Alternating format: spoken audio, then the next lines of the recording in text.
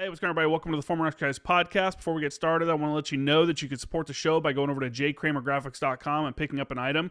We also do discounts for group orders, so if you're looking, your unit, your business, whatever, is looking to do a large purchase, reach out and I'll send you a discount code.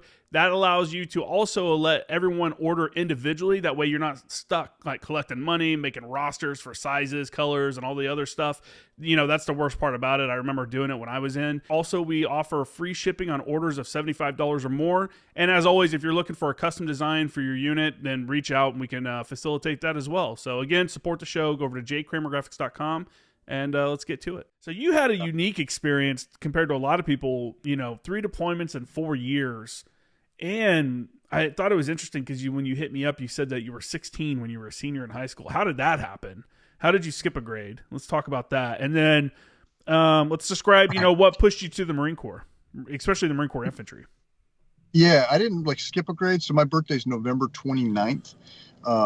And so I was like one of those kids is at the younger end of the spectrum, like younger of my class, like the youngest kid in my class. So I started kindergarten when I was 4 and I turned 5 and during the school year, and so forth, like all the way through. So I was always the youngest kid in the class. I wasn't like especially gifted or anything. I didn't skip a grade. I was kind of a shit student. I just was at that younger end, So I turned 17 in my senior year of high school. So yeah, 9/11, I was still 16. I went to the recruiting office like the next day. I had no interest in being in the military prior to 9/11. Like my best friend in high school was all gung-ho. He wanted to join the Army at first. And then a friend of my brother's was a Marine and had talked him out of joining the Army and told him to join the Marine Corps. So my friend Brandon was talking to the Marine recruiter all the time.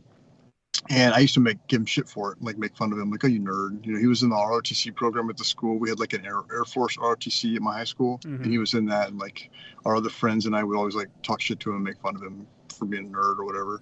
And then anyway, so when 9/11 happened, that kind of changed everything for a lot of us. And I got pushed towards the Marine Corps because I didn't know anything about the military really, or any of the branches, but I remember from like history class just being told that like the Marines were like the best of the best kind of a thing. And that was just something that kind of stuck with me. And I was like, well, I really want to go kill some terrorists. I was like very upset and very gung-ho. And so I was like, I'm going to go join the Marine Corps. And my best friend, Brandon, he was like actively in contact with the recruiter at that time. So he brought me down, introduced me to the recruiter the next day. And we had taken the ASVAB our junior year. They had a day where they came in and the entire junior class in my high school took the ASVAB. So I already had an ASVAB score, and I had scored like whatever the overall score is, because there's like the overall score, then you have like the GT, and those are the 4 other scores. I'd scored really high. I had 90 overall, and they were pushing me to all of the different recruiter jobs that the quotas they have to meet. Like they wanted me to do, I don't know, a bunch of other stuff. And I was like, well, no, I just want to like go shoot terrorists. I don't have any interest in doing anything like that requires brain power. And so anyways, I had to wait because I was still 16. So I had to wait until I was 17 to actually enlist. So my mom signed my permission slip or whatever. And then I went to MEPS on my 17th birthday. They had like post-date my paperwork. So I actually signed it when I was 16. But anyway, so I went to MEPS on my 17th birthday, graduated in June of 2002 from high school. And then the earliest ship date, because it was a real popular time to join the military right after 9/11. There was a lot of gung-ho people in there. Yeah. So the earliest ship date I could get, because they asked me when do you want to ship out for boot camp, and I said, well, I graduated it was June 6th of 2002. So as soon as I can after I graduate high school. And then the earliest day they could get me was August 12th. So it was I had to wait 2 months after graduation. So, and that became a factor like years later when it came time for my 3rd deployment. So I went to boot camp in August of 2002, graduated November 8th, and my birthday's November 29th. So I was still 17 when I graduated boot camp. That's crazy, man. Yeah. Would you do that again, do you think? I mean, I also was a senior when 9/11 happened, and I also went to the recruiter that week, but I got in trouble my senior year of high school, so I got delayed. And Okay. looking back, like at the time, I was super pissed because I was like, you know, like a lot of people, 9/11 just happened. Like, dude, Mhm. you know, I want to join right now. Yeah. And but looking back, I'm like, you know what? I'm kind of glad I got a couple years to like live life a little bit Yeah. and like kind of live on my own and just do things with my friends before joining the Marine Corps. Because a lot of guys go straight from their parents' house to the Marine Corps, and then Yeah. when they get out, they're kind of lost because they've never really had their own time to grow. You know what I'm saying? Oh, for sure. Yeah. So for me, it was a little different. My dad died when I was 13, and my mom, she had some problems, and I had to move in with my older brother. So when I was 13, I started living with my brother. He's 6.5 years older than me, and he was taking care of me. So I was mostly kind of on my own for like my entire high school years, and that's part of why I barely graduated. There was nobody really to hold my feet to the fire when it came to like going to class or whatever. Yeah. And I would have just left right away for boot camp, but the recruiter said, no, you have to graduate because they're only allowed to accept a certain number of people that don't have diplomas. Yeah. Because I had pushed like, well, what if I just get, take the GED test and then go now? And they said, no, you can't do that. So, so it was a little different than just going straight from mom and dad's house, but there definitely would have been a benefit to getting some life experience before. It would have made it not such a shock to the system. I mean, I don't know. I don't think there's a way you can go to Marine Corps boot camp without it being a complete shock to the system. Like it's not possible, but maybe just a little bit less. It did pay off for me, like in the long run. So when I got in, I got a job in my hometown in Bakersfield, California, as a police officer. And so I went to the academy, and I remember our academy is like, as far as police academies go, like ours is one of the more like strict military style. So they're like, they try to imitate the military, and there's a lot of like yelling and we have a pretty high attrition rate compared to like other college course academies. And I remember being in the academy and having this and having this feeling like compared to being in Marine Corps boot camp, it's like silly. It's a joke. And I remember some of the recruits were like, "Hey, what do you think? This is harder than boot camp, or is this easier?" And I'm like, at 5 o'clock every day, I get to fucking go home. Like I go home, I get to like get in bed with my girlfriend. Like they can only yell at me until 5 o'clock, and then I'm out of here. Like when you're in Marine Corps boot camp, it benefited me like later in life because it was like nothing ever is gonna be to go do because I don't want to go through it because I'm like, this is so silly. Why are we even doing this? It makes it almost harder to handle it because it's like, this feels like such a waste of my time. Oh, 100%. And like, I felt like old. So anyways, I got out, and then I initially was going to try to become a Fed. I was going to go to the Border Patrol, and I took the test. I went to the Border Patrol. Like they had like a orientation event. And this is how much of a knucklehead I was. The recruiter guy, like he's not actually a recruiter, but he was the guy that came and spoke at the orientation, and he was like this overweight, out of shape dude, and he was like talking, and I remember looking at him, I'm like, I don't want to be part of this organization. Like just like on the way this guy looked, it's just so stupid in hindsight. Like, but that's the way my 21-year-old brain worked, Yeah. And so I said, screw this, and then I originally didn't want to go to our police academy because of that very thing you said. I knew what it was like. I had some friends in the police department, and I was like, I really don't want to get yelled at by some fucking cop. Like, I'm not going to deal with that. Like, that part of my life is over. But then working, as I worked construction for about a year from the time I got out to the time I went to the police academy, and I was making like $9 an hour to operate a wheelbarrow and like move broken concrete and do like hard ass like manual labor, getting paid like nothing, and realizing that like construction I was not cut out for this. And so like, you know what, like I'll just go get yelled at, like whatever.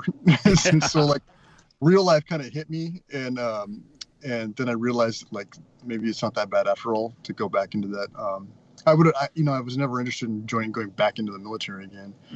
Just because I kind of wanted, I kind of had a bad taste in my mouth with the whole thing by the end of it, and I just didn't want any part of it. But then real life hit, and it was like, well, yeah, you're not doing so well out here, and going back to something similar to that isn't so bad. Yeah, I think a lot of people come to that conclusion, really. Either coming back in the military, going to something similar to the military.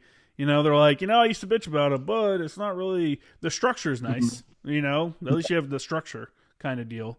What was your favorite part of like your infantry training? And because you basically rolled out of SOI, out of the School of Infantry, and rolled right into Iraq I think within a month, right? You were in Kuwait, getting ready for the Yeah. invasion. Yeah. What was your favorite part of infantry training? And then how well prepared did you think you were when you showed up as a new guy to your unit? That's a good question. My favorite part, it was good as an eye-opening experience to realize like I kind of was able to skate by just in life in general. So like I said, I wasn't a good student in high school, but I was smart enough to where I could just like kind of halfway pay attention, not really do any work, and get like a C on the test and pass the class. So like I was a very low effort, like lazy um, person. And then when I went to SOI, I kind of had that same sort of mentality and approach, and it did not work. And so like I remember, maybe this isn't a favorite experience, but it was probably the best thing for me is I failed land nav one week. We had the land nav course, Mm-hmm. and I had to come back on the weekend on my Saturday. Well, everyone is out like in Oceanside or whatever doing whatever, and I'm fucking walking around the mountains because like I didn't pay attention because I didn't pay attention to class. It was like a big like kind of reality check. Like, no, you're lazy and you need to get your shit together. And so I don't know if that was a favorite part, but I mean that was a good experience to kind of like wake me up and not to be as much of a like useless piece of shit. And then when I got to when I got to the fleet, so my unit, 1st Battalion, 7th Marines, was already deployed. They deployed in like very beginning of February of 03, and I graduated from the School of Infantry like mid-February.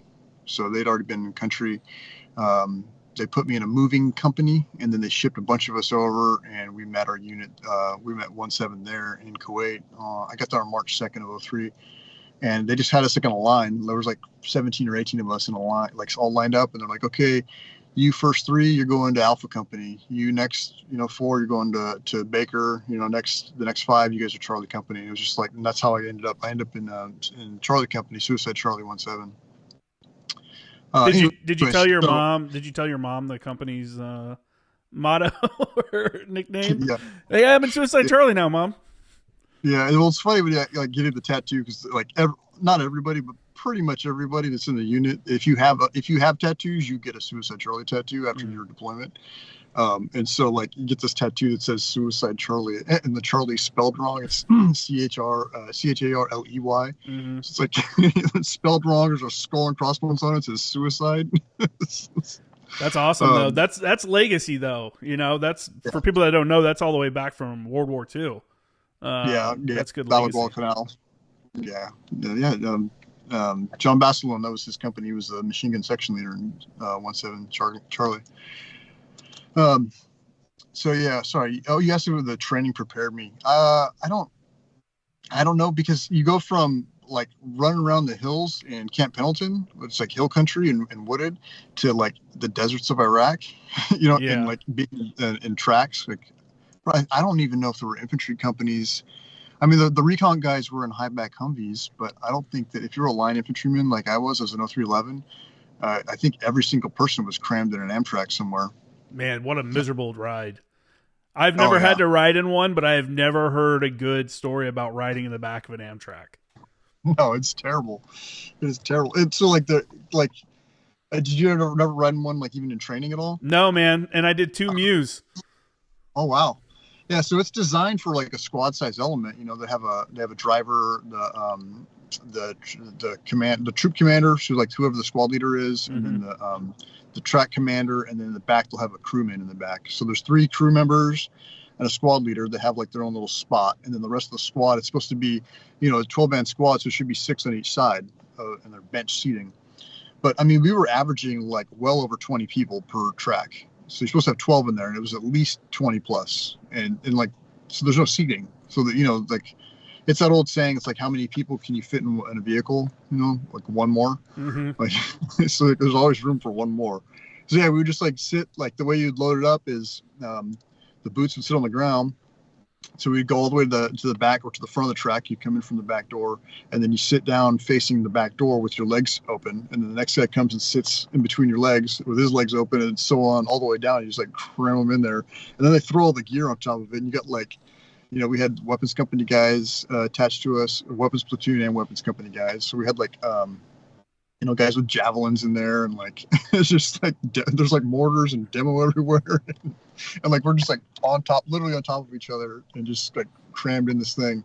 And it's the march up from Kuwait to Baghdad. It was essentially like a 3-week traffic jam, like the worst traffic jam like ever for 3 weeks. And so you're just like sitting there not moving. The vehicle's running, and then it'll move a little bit, and then it'll stop. And like when you're down in the hole, like you can't see. There's no windows to look out. So it's like you're on this like terrible road trip that's like not moving in traffic, and there's no windows.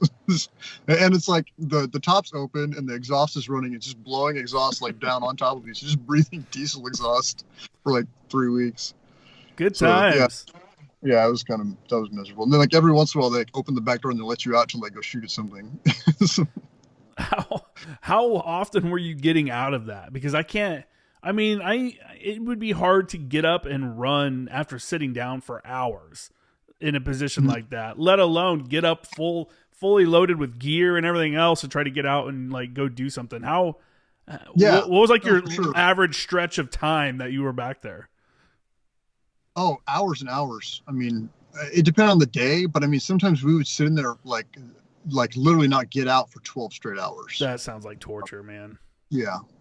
And so, but it is like, yeah, you get up and you're like legs asleep or whatever. And that's not the worst part. I would say the worst part is the gear, because everybody was in MOP. What is it? MOP 2? Just sweaty mess.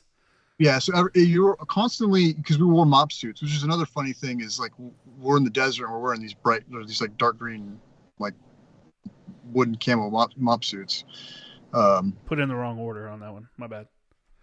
Yeah, yeah. So we're in the suits at all times, but in the beginning, our first hit was at the oil refinery. Shoot. Why can't I think of the name of it? Down there in southern Iraq, where as soon as you cross the border, I think it's all Basra. Basra, yeah. Yeah. There was this big oil refinery there, and that was our first location that we hit, our first target. And they were convinced that, the Scuds were going to be coming in, and they were all going to get hit with like nerve agents. And so we were in MOP 2, so we had the boots on. And if you ever wore MOP boots, like those things are fucking miserable, especially 2003 MOP boots. They had these like shoelaces on them. You tie them up, and they had like kind of a rubber flap at the bottom that you would tie over the top and cinch them down. So they look like these little elf shoes in the front. They were like curled up in the front, like little toes. And we were sitting in those for hours and hours. Oh, and let me rewind. When I first got to the unit, my squad leader, the first thing he did was we had our sea bag and our pack, and he stripped down my gear to like the necessities of what I would need, which included 5 pairs of socks. So all you need is 5 pairs of socks. Well, like that runs out real quick. Like we were in Kuwait when I got there to the time we like crossed over was like 3 weeks. So I only had 5 pairs of socks before we even like entered into Iraq, and everything's dirty. Like, and so like your feet are just wearing dirty, nasty socks in boots that you're not hardly ever taking off. And then you're putting rubber boots over the top of that. And like, it just kind of marinates, it's like marinate's a good way to put it. Yeah, just slow cooking your feet. It's like a crock pot, like on each foot. And so then when you get up and you run, like your feet are just trashed. And not so bad in the beginning, in that first operation, but by the end of like week 3 of being in this truck for 3 weeks and wearing MOP boots, like a large amount of that time, like your feet are just destroyed. And that was the hardest part, is like the running on just fucked up feet. Was anybody like losing their mind, in this? Because it's such, okay.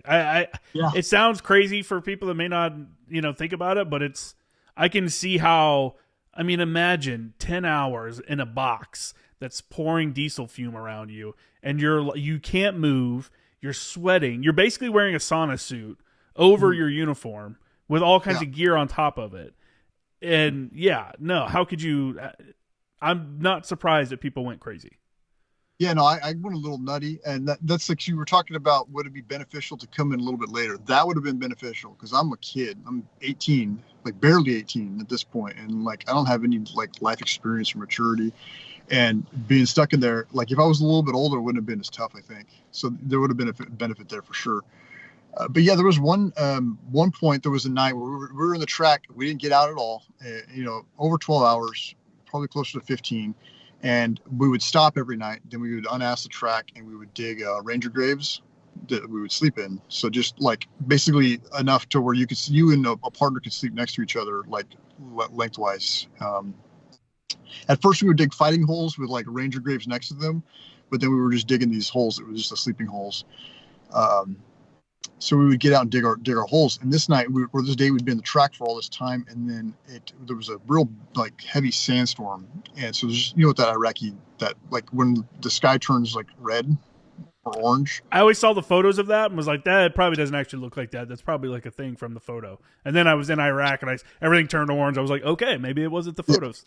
Yeah, so that was happening this one day, and so we're sitting there miserable, sucking exhaust, breathing the orange air, and we get to like our stopping point where it's our reprieve was we would get out and we would dig these holes and we'd sleep on the ground for like 5 hours, and they said, okay, we're not getting out tonight because the weather conditions are too bad, like we can't see, we're going to stay buttoned up in the track. And I remember I was like, I'm gonna lose it. Like, I'm gonna fucking lose it. And so I volunteered for Firewatch. It's like, hey, we need someone for Firewatch. I'll fucking take Firewatch. Like, give me the Firewatch so I can just get the fuck out of the track, you know? And I remember just breaking down and thinking, like, man, I just don't want to do this anymore. But, like, what are you going to do? You can't, like, there's nowhere to go. There's no quit button, you know? Like, yeah. As if there was a way to quit, like, I absolutely would quit right then and there. But, and then it started raining. It poured rain on us. And that was, like, a reprieve, too, because it got rid of the orange air. So we loaded back up in the track, and then they almost tipped it into like this pond. We got stuck. We had to get towed out. It was a fucking mess. That's like the epitome of like, you have to be comfortable with being uncomfortable. You know, you just have to like deal with it. There's, like you said, you just come to this conclusion to yourself. You're like, there's nothing I can do about this. I'm literally, it is what it is. I can't change anything about this situation right now. So here we are. The best way to like get through that stuff, I would always, later on as I got a little older, I realized is you have to accept the fact that you belong to a fucked situation. Like, this is fucked. Like, and you just kind of accept it. It's going to be terrible. And it's going to suck. And then you get over it.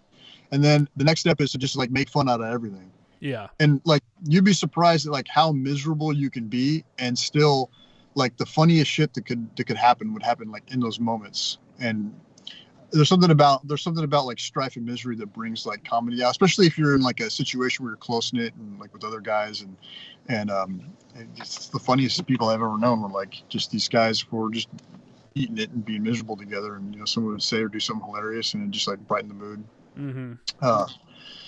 Yeah. So it was the benefit, I think, is sort of joining, like we were talking about earlier, joining so young, is that like after that, so that was my first deployment. I had 2 more deployments after that, but then I got out, I was like 21 years old, and it's a big shock to the system. You know, they talk a lot about like veterans transitioning or whatever, and I had a lot of that, like struggling with switching back to civilian life, but it's like nothing's not going to ever be that hard again. So there's the benefit. It's like when you look back, you're like, whatever's bothering you in your day now, like, you know, like it's 20 years later, like nothing that goes on in my day-to-day life now that's like seems like annoys me or bothers me is anywhere near as bad as like, you know, being crammed in a fucking Amtrak for 15 hours with diesel blowing on me, and, you know, a javelin on my right leg and a mortar tube on my left leg, and some, you know, smelly Marine who hasn't showered in a month like laying like on my crotch, like so it's, that's what I'm grateful for. The most thing I'm most grateful for from the military is like your ability to, like you said, get comfortable being uncomfortable. Yeah. I'm the same way, but almost to a fault, where it's like, it almost makes you kind of write stuff off, or maybe, I don't know. It's hard for some people to understand where you're coming from, where you're like, listen, this isn't that bad. But if you tell someone that whatever situation it is that you're discussing isn't that bad, but to them it's like super bad, they don't really understand where you're coming from. I feel like sometimes you come off as a dick or come off as like uncaring or something like that, because you're like, you know, listen, this isn't life or death. Like when you've actually dealt with life or death, you know, situations, then it becomes like, okay, well, this isn't life or death. Like if we fucked, who cares? Send it, you know, do whatever it is. Like if it's messed up, then no one's dying from this, you know? Yeah, and I don't apply that to other people. I apply that to myself. Like if I find myself getting kind of bitchy or kind of like whiny, I'll use that for me to like look back to kind of check myself. I'm real cognizant. I wasn't always this way, but I'm real cognizant of like not doing that to other people, because like whatever the hardest thing that you're dealing with is the hardest thing that you're dealing with. For sure. You know what I mean? I think about if you have kids and like, say like my 5-year-old daughter has an ice cream cone and she drops it on the ground and she loses it. Like that's going to be a traumatic, terrible experience. And she's going to be very upset. And what kind of a prick would I be if I'm like, you don't know what it's like. I was in the shit with the grunts. At least you're not in Iraq. Yeah, you know what I mean? Like, so like, and that's an extreme example, but that applies to everyone, you know, like everyone that I have a relationship with, they're having a hard time. Like, how helpful is it me to be like, to shit on them? Like, your time isn't that hard. My time was harder. It's like, no, you're just a prick, Travis. Like try to, you know, be compassionate, like you were saying. Yeah. I had to rework my empathy when I got out, yeah, you know, just because that's how I was for a little bit. Like, especially because I got out and then started into college. So now I'm dealing with like 18 to 21-year-olds, like you would in the military, like junior Marines or something like that. Yeah. That have like, just say stupid stuff. You know what I'm saying? And it's like, you know, it was just hard to relate, obviously, because I'm an adult now. It was hard to relate with these like 18, 19, 20-year-olds, and some of the stuff they're talking about. I'm like, who cares? Like, what are you even talking about right now? You know, like it was so that kind of was it was a shock for me, and it was something I had to like relearn. Like, okay, like you said, you know, the worst thing that's ever happened to you is still the worst thing that's ever happened to you. So, yeah, I don't know, man. That's when you were. So let's talk about back to the march up. You know, you talk about taking the oil fields. Was there enemy forces there at all? Well, like, when did you guys get into any engagements on your way to Baghdad? And if so, like, what was like the layout of the, you know, enemy forces and stuff? Yeah, very light and limited. I mean, like, what was it? 1-7, we were at the tip of the spear. We were more of the shaft of the spear, but we were the first Americans to get into the oil refinery, but it was abandoned. So they were expecting there to be some contact and expecting the Iraqi military to be defending it. But the Iraqi military really didn't defend anything. I mean, there were some light skirmishes in the march up, but everybody who was there knows, like, you know, it wasn't until late 2004 that like shit started to get real, where like the people who really wanted to hurt us like showed up. And came.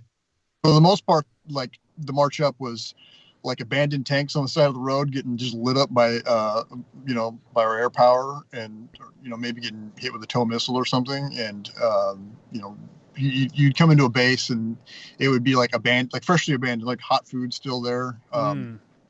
But there were some limited engagements, so not at all in the oil refinery. They had completely ditched that place, so we were expecting some contact there and didn't get any.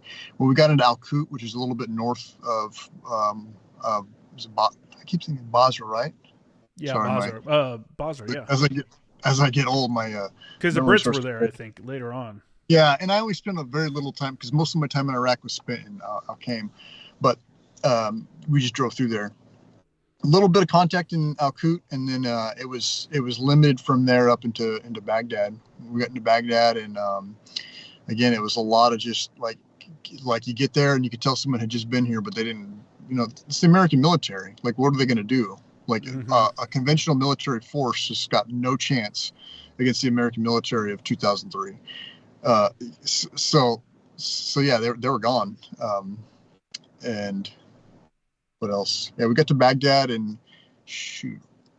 like mid-April, I think. Yeah, no, mid-April, because it was about a 3-week trip. The march up was, and we stayed in this presidential compound right on the Tigris River. Speaking of engagements, so Saddam Hussein had this like compound that had like 7 palaces in this one like 20-foot wall around the whole place, and there was these palaces, and each palace was bigger than the biggest house I'd ever seen. Like huge giant mansions. So we clear this whole thing, we get to the back, and then the back of it buds up right to the Tigris River. And we stayed there for maybe a week or so before we moved on. Our first night we got to sleep inside. It was the first time we'd slept inside in like weeks, you know. And before that we had slept in tents in Kuwait. and the Marines just like immediately destroyed the place. Like, like all the toilets were just overflowing with Marine shit. And like the company commander came in, he's like, "You guys aren't allowed to sleep inside anymore." So we got moved out on the grass. So we're like living in the backyard, like in the backyards of these palaces. Yeah. Yeah, I remember there was this car one day pulls up, and so in 2003, the technology was a lot shittier than it is now. So my first rifle was an M16A2 with iron sights. Oh yeah. Yeah, and our platoon. So in my platoon, we had 3 guys that had M16A4s with ACOGs. So each squad had one Marine with an M16A4 and an ACOG, and they were like the designated marksman.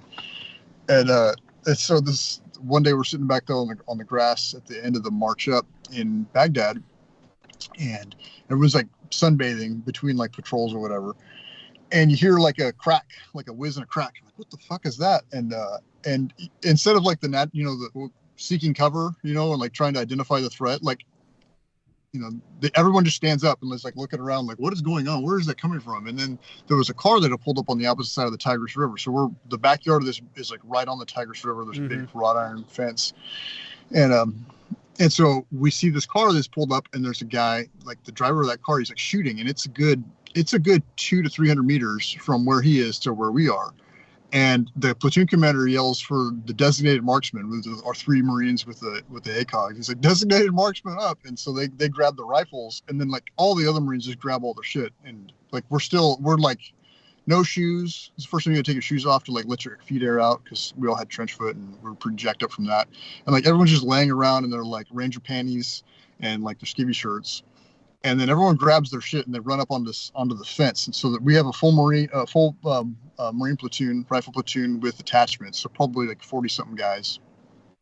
And these designated marksmen, they take a couple of shots.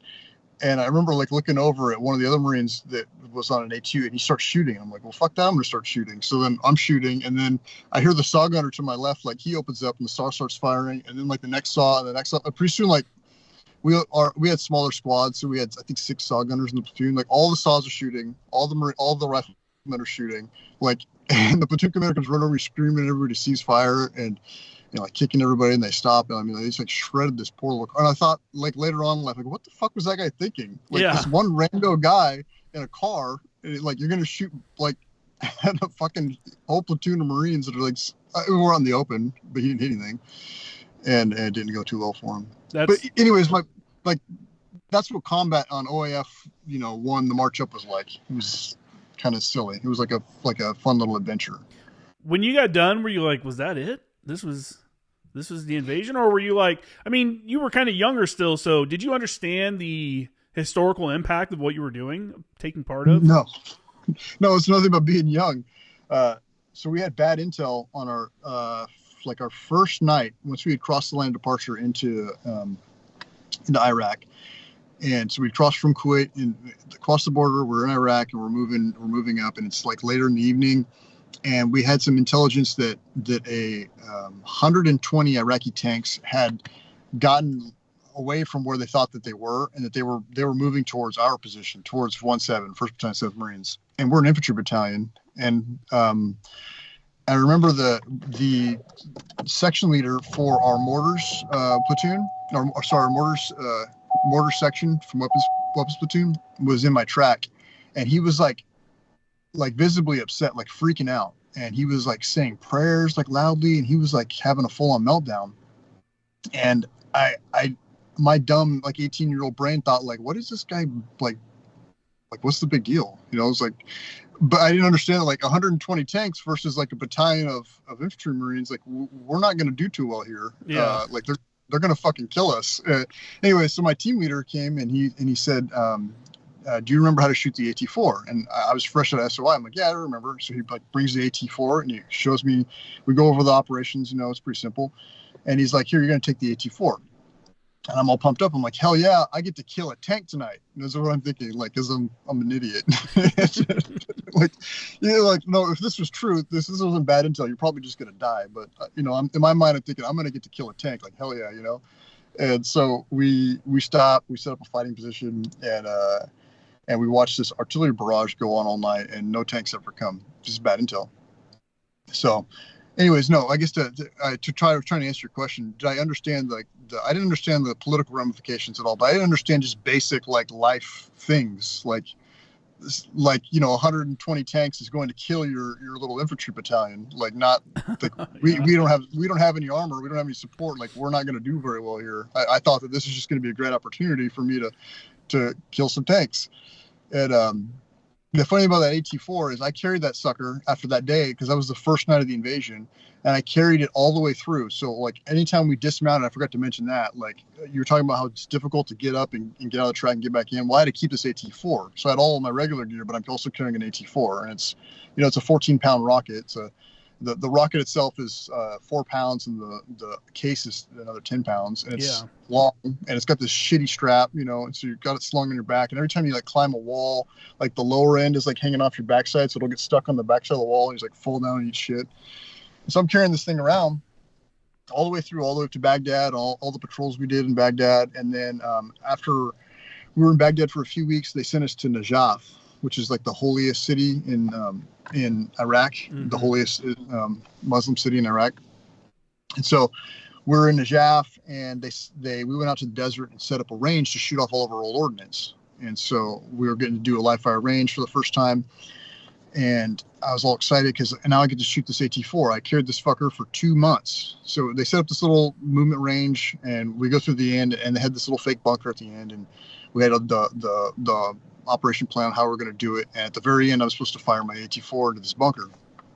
So we do the whole thing, get to the end, I get it cocked and locked, and I remember getting on a knee, and I look back, back blaster all clear, and I go to fire it, and it's a dud. Like, it does not fire. It's a fucking dud. Damn it. Yeah. So anyways, I carried that fucking uncomfortable rocket around for 2 months everywhere I went, and it didn't even function. Did they give you another one to shoot, or it was like, sorry, bud? Nope. Sorry. That was it. We didn't have any extra. We didn't have I guess they do have extras or spares, but yeah. That's hilarious. I was like super bummed out because, like, if you're an 0311, you don't shoot like rockets. Like they'll select like one guy in infantry school gets to shoot the actual rocket or whatever. Mm-hmm. So, and I didn't get selected for that. And like, there's a couple hundred that don't get to do it. And so I was all pumped up, like, I'll get to shoot a rocket. That's a big deal for an 0311. If you're an assault man, it's like whatever, they shoot rockets all the time. But for me, it was like excited. And back in the day, I always wondered if it broke during like me just banging it around all the time, like if that caused it to not be useful. Probably. That probably didn't help.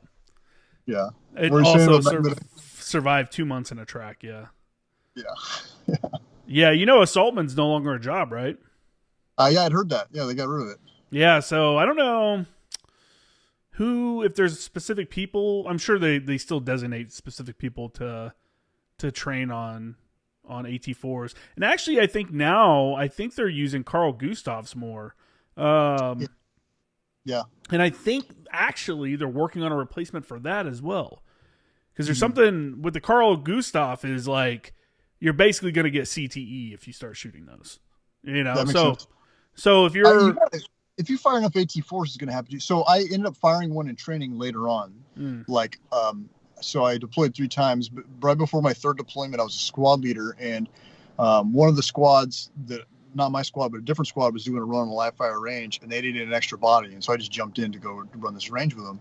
And they had an extra AT4 that they needed fired. And I was like, I'll shoot it. So I got to shoot it. And that was the first experience of like shooting a rocket.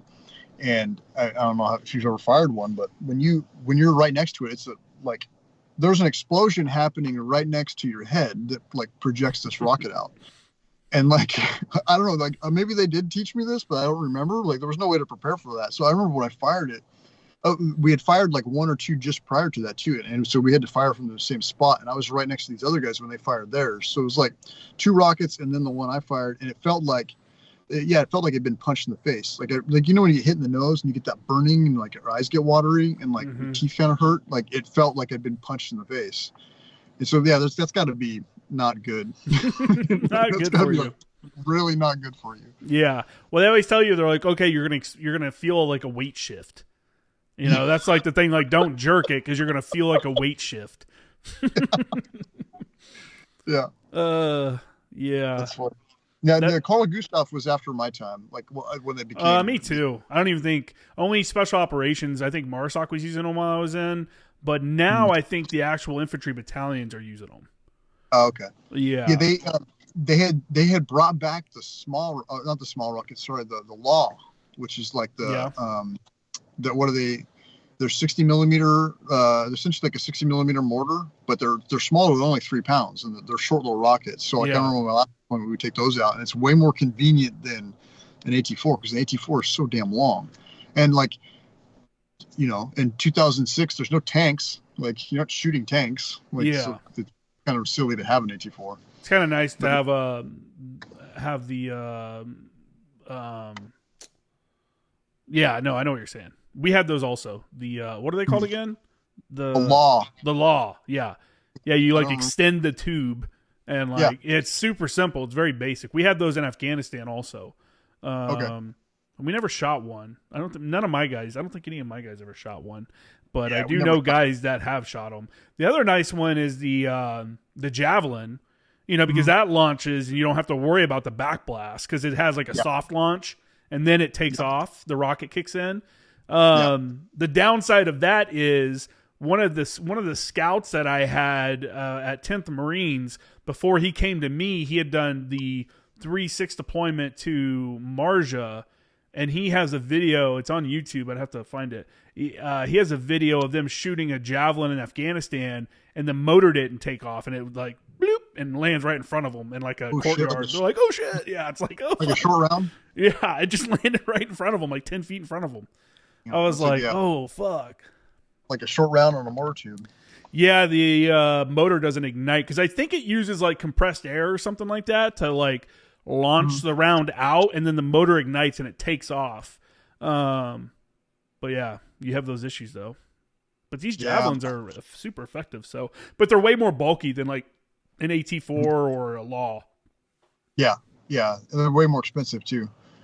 I remember pissing off some of the assaultmen, like with their Javelins, and they're getting banged up because of the whatever targeting system they use. It's super expensive, but. Yeah, I'm so old that like the tow gunners isn't an MOS anymore. That one went away before, I believe. Saltman did, but we had tow gunners that they don't even make the tow missile anymore. Yeah, but I think they had tow gunners for a long time, even when I was in. Yeah, because they didn't make them anymore, but I think we had a stockpile of quite a few. Yeah. I know as a JTAC, we didn't ever use. I'm trying to think if I ever used one in training or anything. Tow missiles were kind of known at the time to get stuck on the rail of an aircraft, like they'd launch, but it wouldn't actually launch. So those fell out of favor for the Hellfire missile, which I guess now there's a new version of the Hellfire out now. But so tows went from being like an aircraft and a vehicle kind of thing to just being a vehicle thing. Because I remember some of the vehicles had the Saber system, which was like the optics for the tow missile on it. And they would roll with them. Yeah. So I don't know if they still use them like that or not, but I think when the assaultmen went away, I think they rolled them into the tow gunners like that. I think all that became like a assaultman, javelin, tow. You were that guy. I could be wrong about that, but I do. What do they do for like explosive breaching now if you don't have assaultmen? I mean, we would cross train some guys here and there, but that was primarily the assaultman's job. Like once the initial invasion was over and you aren't fighting the Iraqi military, like you gotta have demo. Like you gotta be able to get into some places. Well, maybe they send guys. I don't know. Maybe they send guys to the school, like individual augments out to the breachers course, because there is a breachers. Yeah. There's a formal breachers course on each base. And the other option, too, is to have the combat engineers come in and do that, because that's the other thing that they're supposed to be doing. And I remember in Afghanistan, it was pretty common to have combat engineers with you because of the IED threat and them doing like trail sweeping and stuff like that, IED sweeps and stuff. So it wouldn't be too far of a stretch to think that one of those guys could be there to help do a breach if that's planned. You normally, you're not randomly doing breaches. I mean, that could happen. That sometimes you do, but normally that's a planned op. There's a plan to do a breach, and everything's kind of preset before that. That's true. So I don't know how they're doing it, to be honest. It'd be nice to have to get somebody that's recently got out and come on and talk about it. But the infantry's changing, man. Have you seen? I mean, if you see what a regular infantry guy in the Marines looks like now, that they're wearing kit. You would have thought 10 years ago, you would have thought they were MARSOC guys, or you would have thought they were freaking recon guys. Yeah. Everybody's got Peltors. Everybody's got suppressed rifles, M4s with a good optic on it. Everybody's got, the high cut helmet for the Peltors. The different. I mean, the Marine Corps has really come around to some of the gear changes and stuff, which is good. Don't they do all their basic rifle quals were done with optics too, right? Like that change happened a long time ago. Oh yeah. When I was still in. We did in boot camp. We did iron sights, and then in the fleet we did with our ACOGs. And then at some point now they do it with their ACOGs. I wonder if they drill with ACOGs on. I wonder if they do drill with ACOGs on. That's a good point. Yeah, that would be kind of hard, huh? That would change some of the drill that you learn in boot camp, right? It would for sure. Yeah.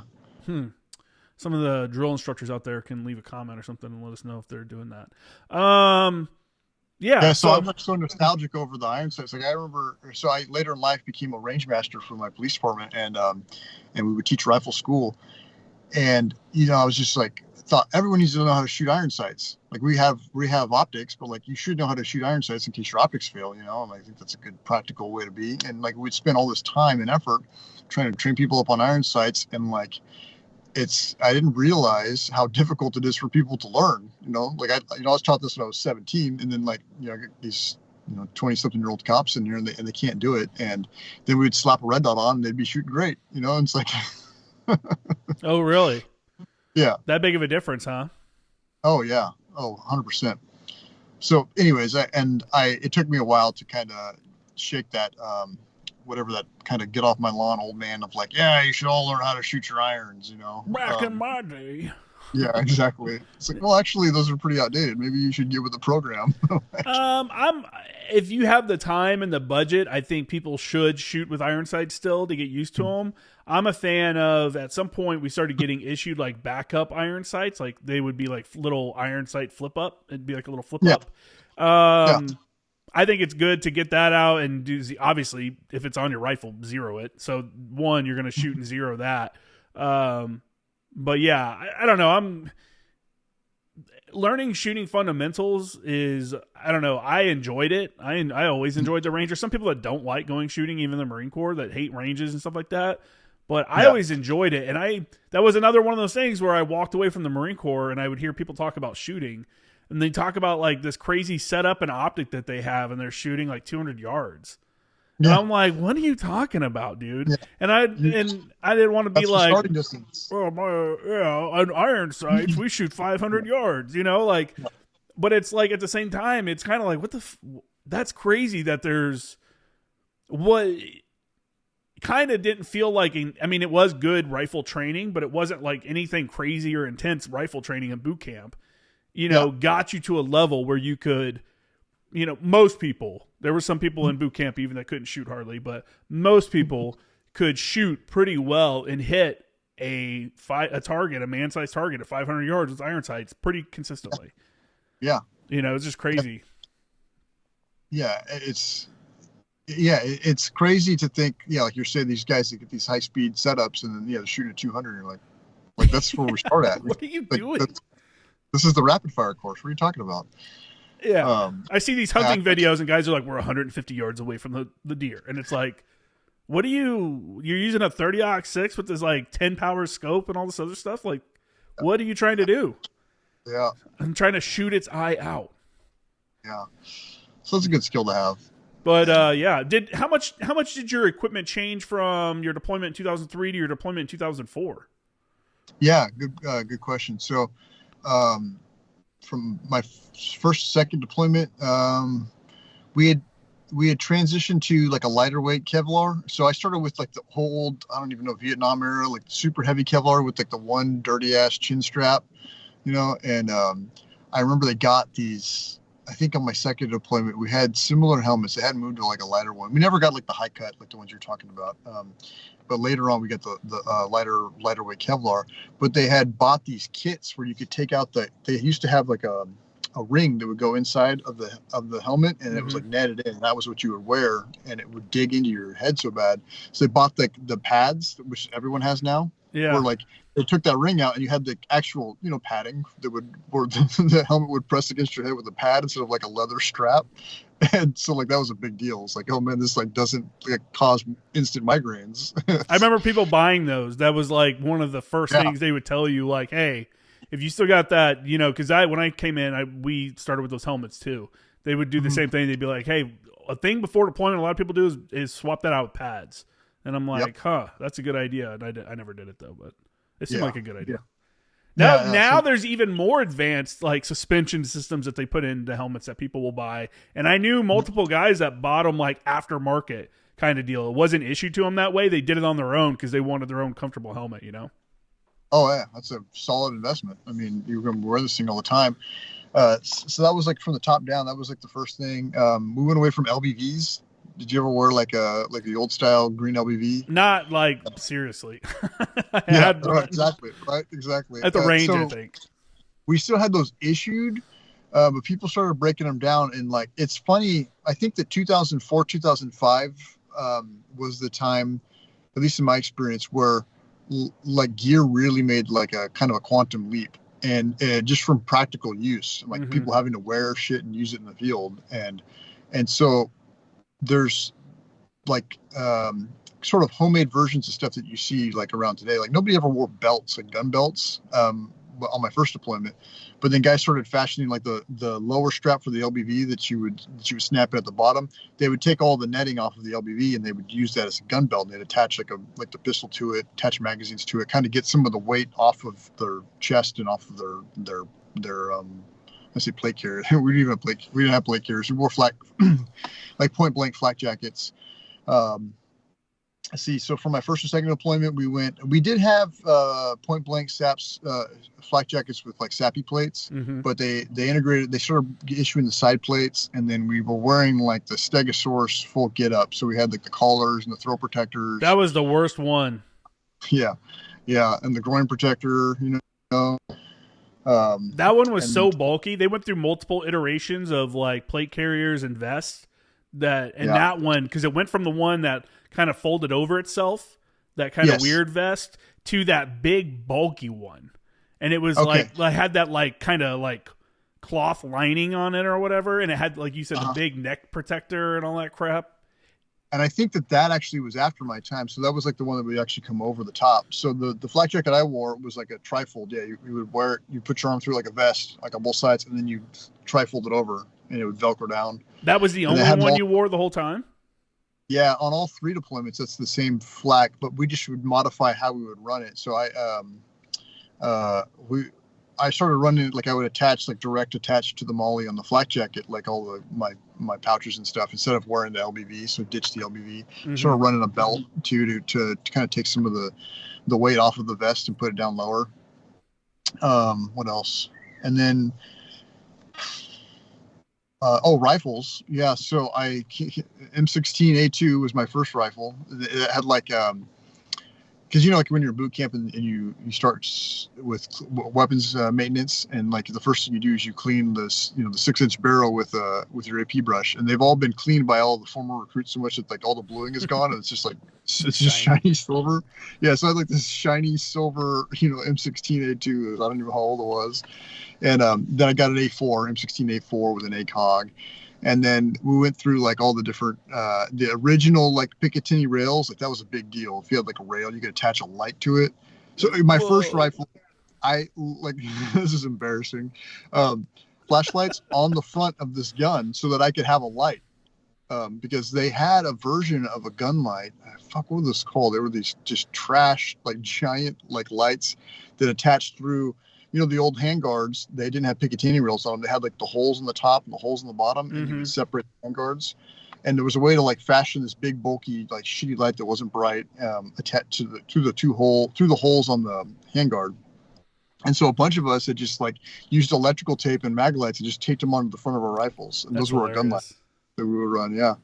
So like we had like an actual Picatinny rail, like the old shitty ones before they came out with the more modern stuff, like, and actually having a real flashlight, like a first generation Surefire, it probably had like 60 lumens, but us was like, oh my God, this is the brightest light ever. It takes 3 of those 1, 2, 3 batteries, Yeah, exactly. That you'd never find a replacement for when you need it. You're like, shit, why couldn't it take double A's?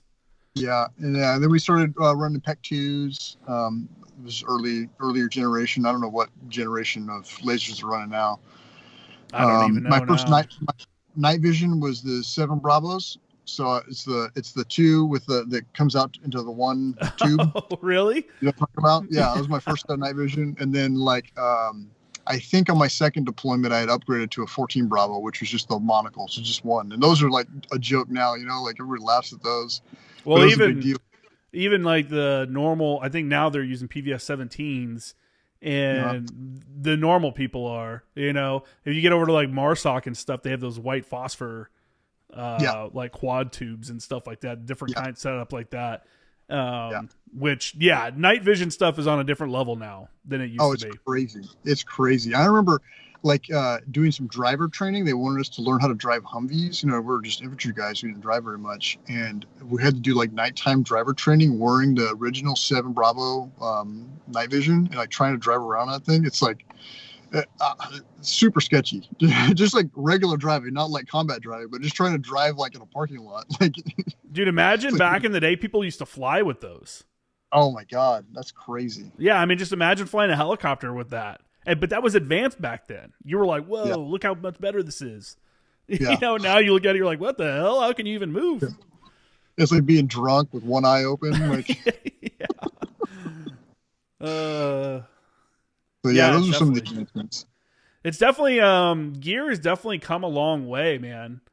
From you started off in like basic Amtracs, Humvees, probably 5 tons still, 7 tons. I don't think 7 tons were a thing. Oh, that's another thing I think about vehicles. Yeah, 7 tons. So we didn't have in Amtracs, and then my second deployment in 2004, when I got to Al Qaim, we relieved 3-7, 3rd Battalion, 7th Marines, and they got torn up real bad. Like, and part of the reason why is that there wasn't armor. Like, armor didn't exist. So they were operating exclusively in like high back Humvees, unarmored Humvees, and 7 tons. And we were doing this a little bit at the beginning of my deployment, and things got a little bit better as time went on. But they would just fill the floor of the Humvee with sandbags, and then sandbag up the side, like the wall area of the Humvee. And so weighted it down. It was like super heavy, and it's not great armor. And so a lot of times they would get hit, like guys were getting hurt and killed, just because the American military didn't have armor to give to these people. And then they started welding on like metal plates, like steel, or I don't know. I'm not a welder or a metal guy, but some kind of like metal plate that was just attached by some Marine on both sides of the Humvee. Yeah, they called it L armor. So yeah, there you go, L armor, and that was like a big deal. If you were an L armor Humvee, that was like, okay, I'm safe now. I can stop anything with this 1/4 inch thick piece of metal. Yeah. Well, I mean, it was, but I mean, if you're like looking over, and the next guy, the next vehicle over is like literally no armor. It's a floppy plastic door. As many sandbags they could put in there, that was their armor. I heard those sandbags actually made it worse. That they were actually more dangerous than having nothing. Yeah, I guess you have like secondary projectiles, maybe. Yeah, because they're full of rocks and dirt. So if those blow up, they're just blowing rocks and dirt everywhere. Yeah, man, that's such a crazy thing too. And there was I will say, the government was pretty quick about understanding, like, oh, we need armor. Like the IED threat wasn't a thing. I don't think it was something they had thought about. No. But when it became prevalent, we were pretty quick about sending over armor, and the first step was that L armor, and then the next thing, so then they started producing Humvees that came with their own armor packages, and eventually, remember those Humvees that had like almost like vault doors on them? They were so heavy, like big thick ass. people broke their hands in those doors, fingers cut off and everything in them. And then once we realized, hey, the Humvee's still too low and we're burning up engines and transmissions carrying all this weight, then we took a playbook out of like South Africa and started up with the MRAP game. And then obviously there was multiple versions of that. But, you know, that's such a crazy thing to think about, that you guys were over there with no armor. I'm so old that I've never ridden an AMRAP. Like, really? I take that back. Later, like fast forward to where they were getting decommissioned, and then there's the I can't remember the name of the program, but it's a controversial program where law enforcement agencies can buy or acquire military gear for like no money. Yeah. And so our local sheriff's department acquired, I think they got 2 AMRAPs. And so like I got to get inside one. I'm like, oh, this is awesome, you know. But that was, you know, years later once they'd been decommissioned and sent out to the I think they're made a little nicer too for you guys. Then I don't know. Well, this was a military. It was a tan military AMRAP. Okay. So they were basically being like sold off or given away because they were not being. So, but as a Marine, no, I remember seeing an AMRAP and saying like, what the fuck is that? Like on my last deployment in 2006, as we were on our way back, they had them in Al Asad, the air base in Al Asad, which is like useful there. Like we're way out on the fringes of the world, and there's no AMRAPs out there. We do the air base, and like this, what the fuck is that? Yeah, they're here. I thought they looked silly. I thought they looked silly and ridiculous, but yeah. So we would L armor on the Humvees, L armor on the 7 tons, and we would do our patrols. Like if we had a squad size element going out, you could put a squad in a 7 ton. And then on my last deployment, they had 7 tons that had better armor on them, that had kind of an angle to it, and it looked less homemade. Like they had like an actual ladder that would come down, like a ramp sort of staircase ladder that would come down, as opposed to like we would like, if you think about like a cargo transport 7 ton, that's what we would use, where the tailgate just like flops down the whole tailgate, and it's got like a couple little rung ladders, like 2 little ladder rungs on it. Yeah. You'd climb up that tailgate, and then just like a flimsy little composite, you know, tailgate. And slap that thing up and hook it in place, and like that's what we roll around in. Well, they changed. I don't remember what they called them, but they had like a troop carrier 7 ton where you were basically inside like armor plating, and it would like a little what is that called? And it had like crappy little windows on them that you could barely see through, and it was like they were kind of pointless.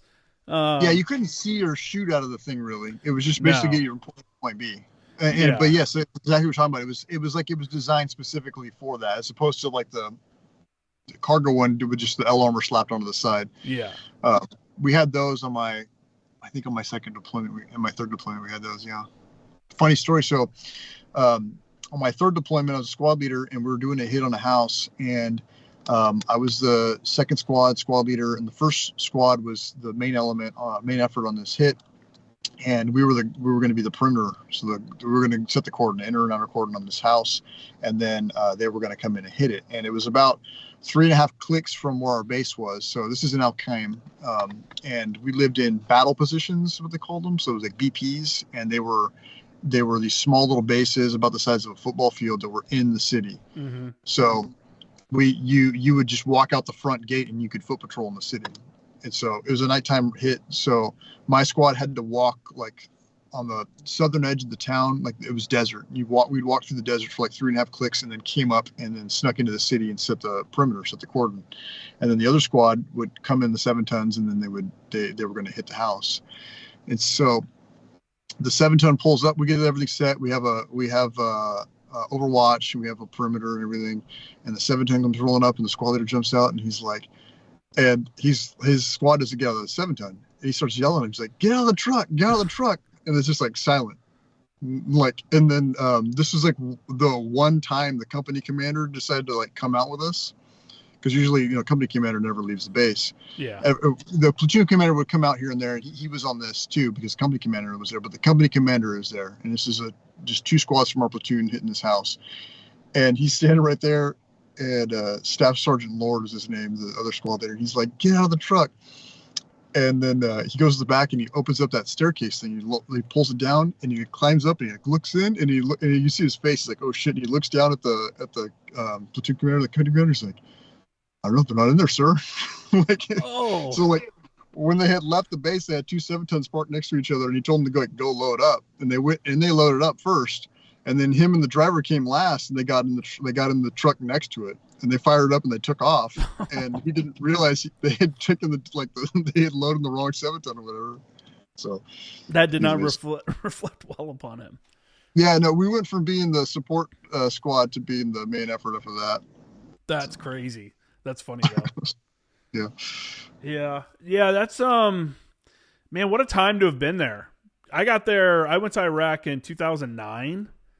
But that was like the very end, and I was a mechanic base the whole time. And we were wrapped. Go ahead. What part of the country is that? It's right next to Habbaniyah, Lake Habbaniyah. You know where that's at? It's not far. Where Haditha Dam is. Yeah, I think no, I don't. Is there a dam there? It's not far from Fallujah either. It's really like 30 or 40-minute drive, I think, from Fallujah. Yeah, it's to the east of Fallujah, right? Something like that, man. I don't know. I was a mechanic on base the whole time. Yeah. I was lame. That's when I first. That was my first time actually.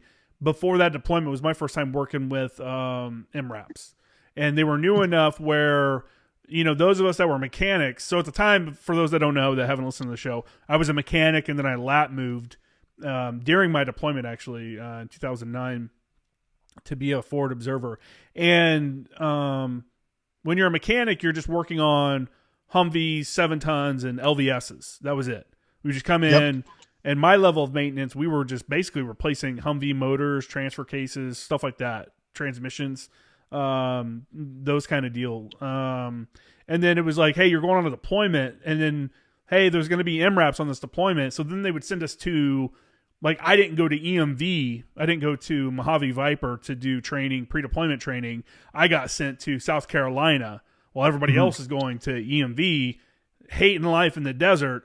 I'm out right outside of Charleston at a school where it's a civilian. I'm literally at the factory, at the MRAP factory, learning how to work on these things. And are you familiar? Have you seen like the original Transformer? I think it was the original one, or maybe the second one. The one that has the MRAP at the end, like skating down the street. Do you remember that? Oh, yeah. So that one, we actually worked on that vehicle, and it was cool. You said the original. I was thinking 80s cartoon. No, not that far back. Yeah. So you're talking about Megan Fox era. Exactly, the Megan Fox one, the original one with her in it. At the end of the movie, there's a part where there's an MRAP that changes into, whatever, a Transformer, and it's skating down the freeway. That actual MRAP, that was the one that we would work on at the schoolhouse. It had a Decepticon logo welded on the back door of it. It was cool. I think I have some old photo of it somewhere. But that's cool. But yeah, that's like how the changes in technology were happening fast enough where it was like, this isn't even part of my normal MOS. Like, I'm going to have to go to a specialty school to learn about this before we even deploy, which was a good thing. Again, a good thing, that they were, it sucked that it was as haphazard as it was because they didn't really plan for IEDs. But at the same time, I think there was an all out effort to combat IEDs as best as they could with what they had, Yeah, no, for sure. Look, when you're there, it feels like they don't like what the fuck is going? They don't have something better for us, but like the logistical nightmare of like creating an entirely new type of vehicle and then getting it built out, getting it mass produced, and getting it sent halfway around the world to you is to their credit, they did it faster than anyone on the planet probably could have pulled that off. But when you're there, it's like, what the fuck is this? Best military in the world. This is all we get. Yeah, exactly. Sandbags on the floor. My buddy Michael, who did a deployment in, I think, in 05 or 04 to Fallujah, and then 05, he said the same thing. He was like, yeah, my first deployment, we had sandbags, man, and like L armor, maybe, if you're lucky kind of deal. He's like, that was, you just kind of dealt with it. And I was like, man, that's so, he's like, they would go to the scrapyard to find pieces of metal to weld on themselves. And I was like, dang, that's crazy, dude. Yeah, and then when Humvees would get blown up, they would just pick them apart, and they would take the armor off of the blown up Humvees to attach them to the ones that didn't have armor. It's kind of like that. Remember that movie Enemy at the Gates, that Jude Law movie? Mm-hmm. It's about World War II, and I think it's in Stalingrad, and he's in the Russian army, and they're being sent off to go fight Germans, and every other soldier is being handed a rifle. So like every other soldier gets a rifle, and then the other guy gets like a little clip of ammunition, and they tell him the one with the rifle shoots, the one without the rifle follows, and when the one with the rifle is killed, the one without the rifle picks up the rifle and shoots. So crazy. It's kind of like that with the armor, with the armored trucks, the Humvees. That's so crazy. But no, like you were saying how you were trained on fixing vehicles that didn't exist, the ones that when you went to school and you had to be like retrained or whatever. I think that's, you were asking me earlier about like what prepares you in infantry school. It's like, I think we're always fighting the last war, so there's always a learning curve. Yeah. And so like when I was in infantry school, we, like this is 2002 to 2003, like we're training for Vietnam, like there was Desert Storm obviously, but like patrol tactics, like patrol formations and all that stuff, like walking around out in the hills and in the forest, it's like there's no terrain in Iraq that looks anything like Oceanside, California. Yeah. Had you afterwards you before your other deployments you got to go out to 29 Palms. Well, you're already in 29 Palms, but you got to go out and do a Mojave Viper training cycle.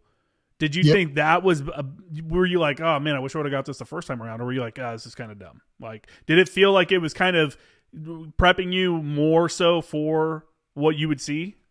Yeah. So yes and no. So as time went on, like, I think that like you were talking about the advancement of technology and tactics that from, when this whole thing kicked off in 2001 to where we are today, it's been 24 years. There's this huge jump, like quantum leap in all that stuff, in training and tactics and equipment. But I think that from my perspective anyways, that time that I was in, it was kind of a special time from 2002 to 2006, because I feel like there was the biggest ramp up in that time, and things continue to advance from there forward. But like, I feel like we really like changed gears and really shifted towards like and modernized in that time. So,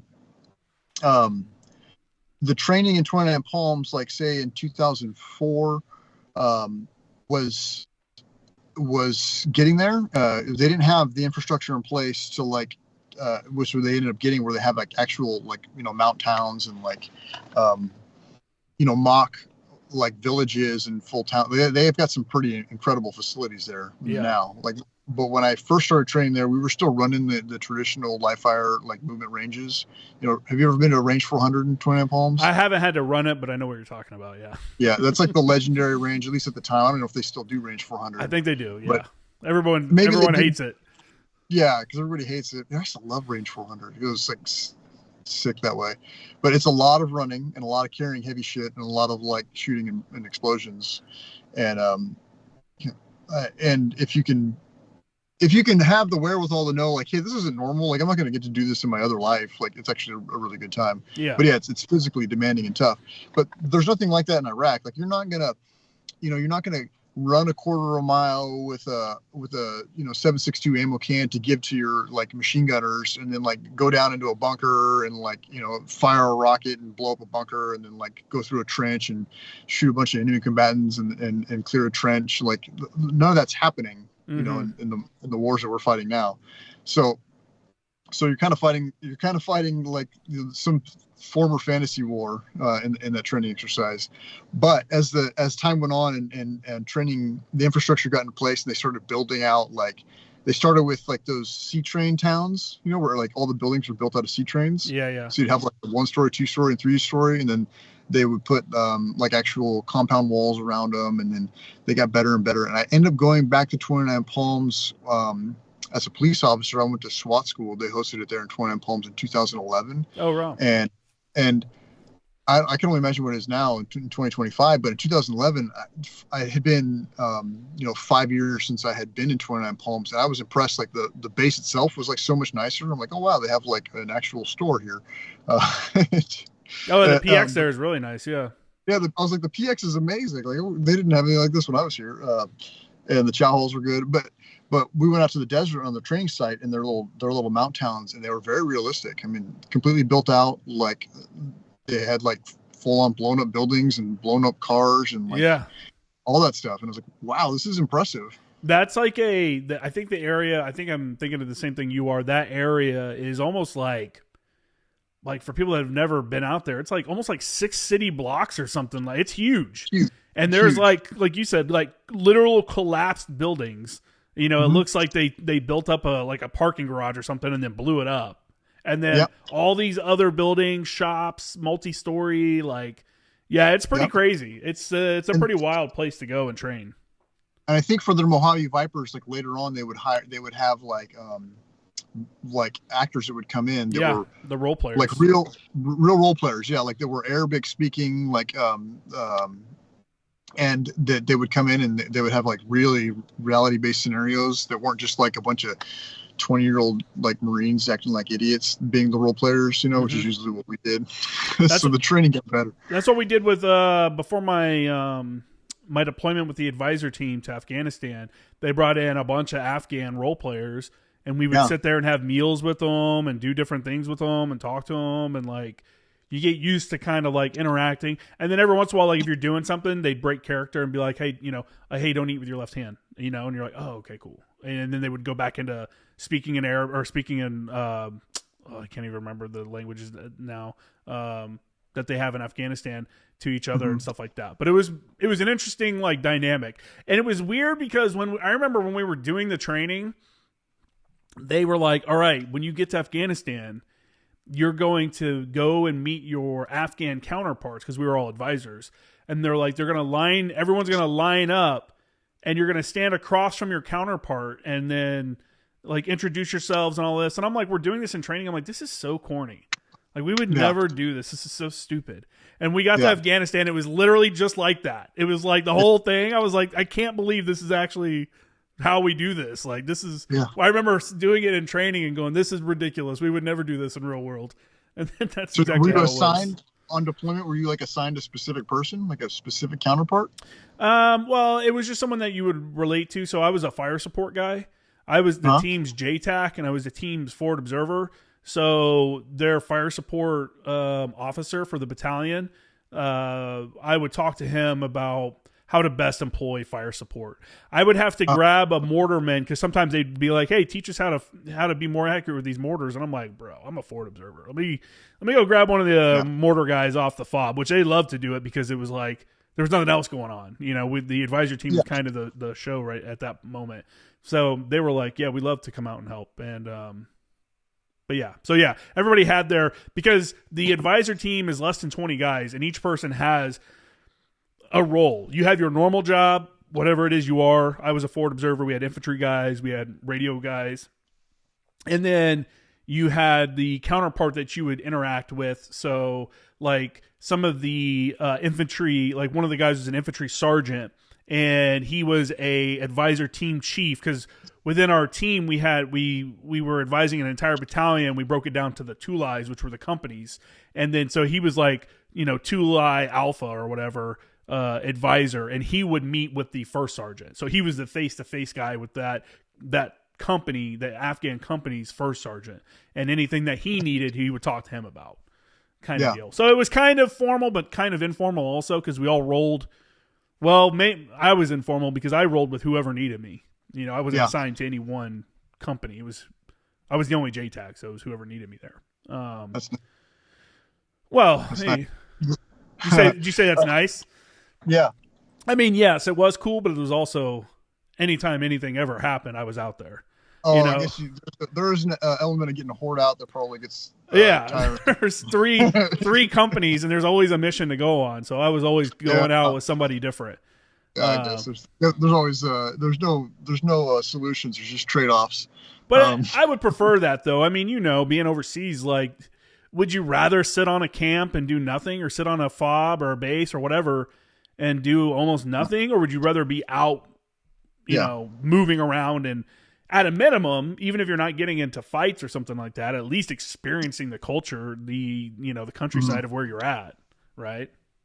Yeah. Yeah, it was. I was kind of reminded when you were talking about some of the training. So the training got better, and we were trained for like IED recognition, and it was kind of a silly.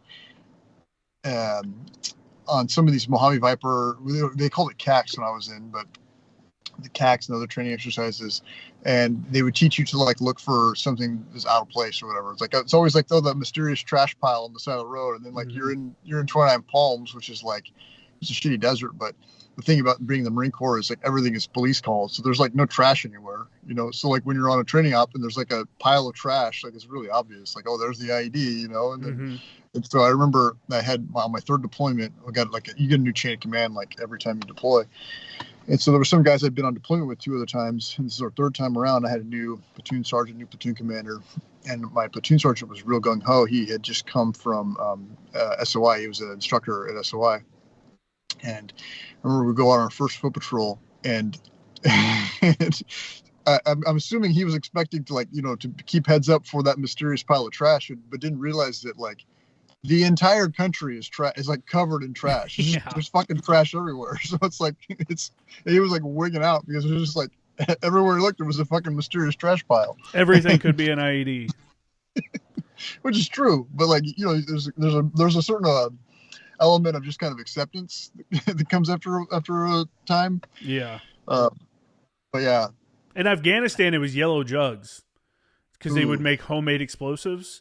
It wasn't like Iraq where there was way more military explosives, you know, mortar rounds, 155 rounds, daisy chains and stuff like that. No, they didn't have any of that in Afghanistan. It was all homemade explosives, and they would make the homemade explosives and put them in these yellow cooking oil jugs. And so your pre-deployment training is like, look out for these yellow jugs. And then you get over there and there's yellow jugs literally everywhere. Because when they don't use them, when they finish the cooking oil, they use it for water. Or they use it for, you know, a million other things. So everywhere you go, you see these. Now, the obvious sign is when you see a yellow jug starting to come out of the ground a little bit. You're like, okay, that's an ID. Yeah. Watch out for that guy. Yeah.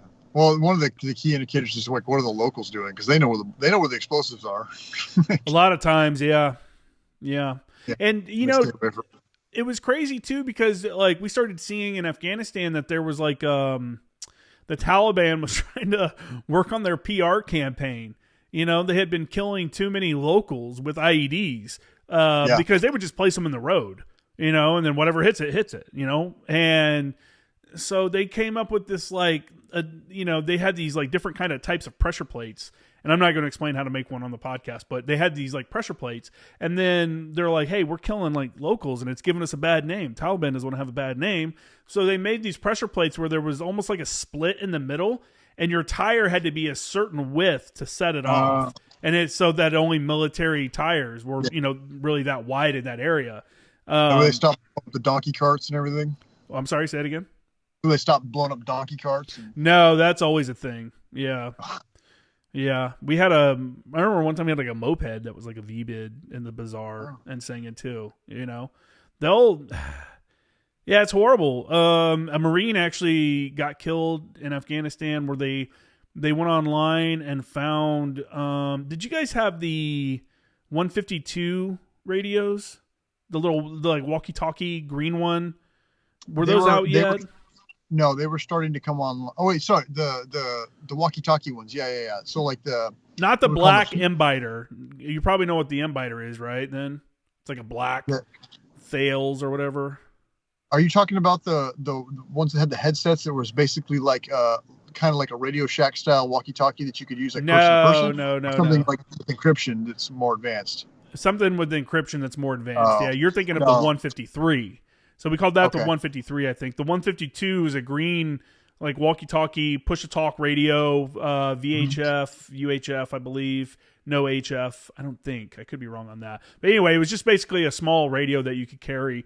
And like a lot of things that are military, airsofters and like people that do like paintball and stuff want to mimic, military stuff. So they make these fake 152 radios that you can buy online.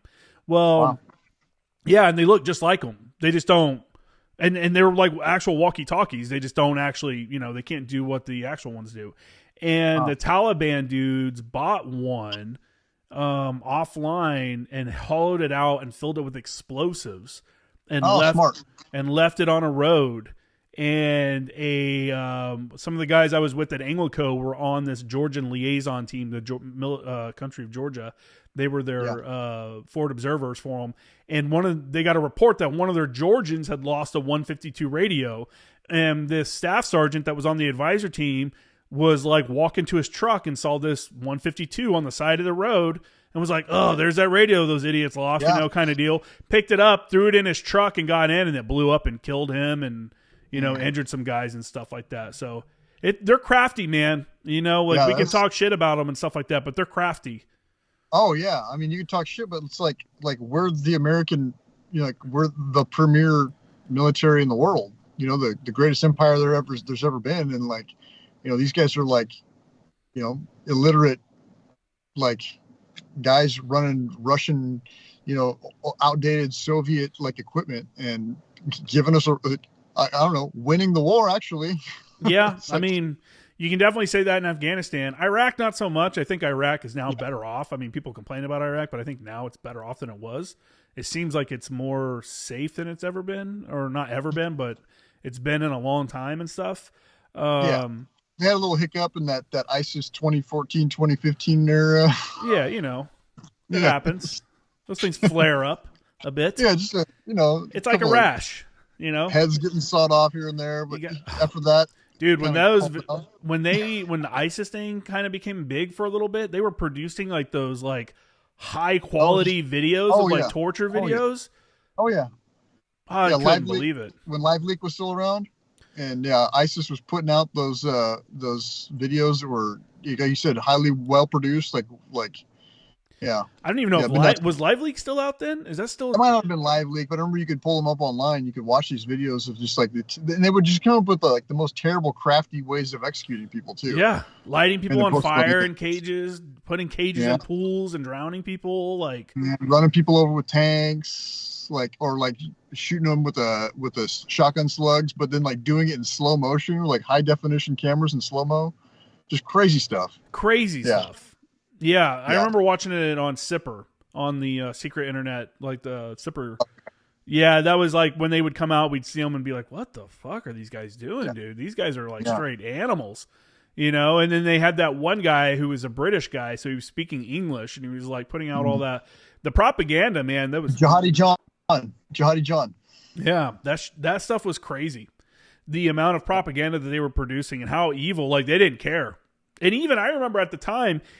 Al-Qaeda was distancing themselves. They're like, hey, we're denouncing the things that they're doing. And it's dude, you got Al-Qaeda denouncing the things you're doing. You may have taken it a little too far. Yeah, ISIS is oh, that's the line, huh? Yeah.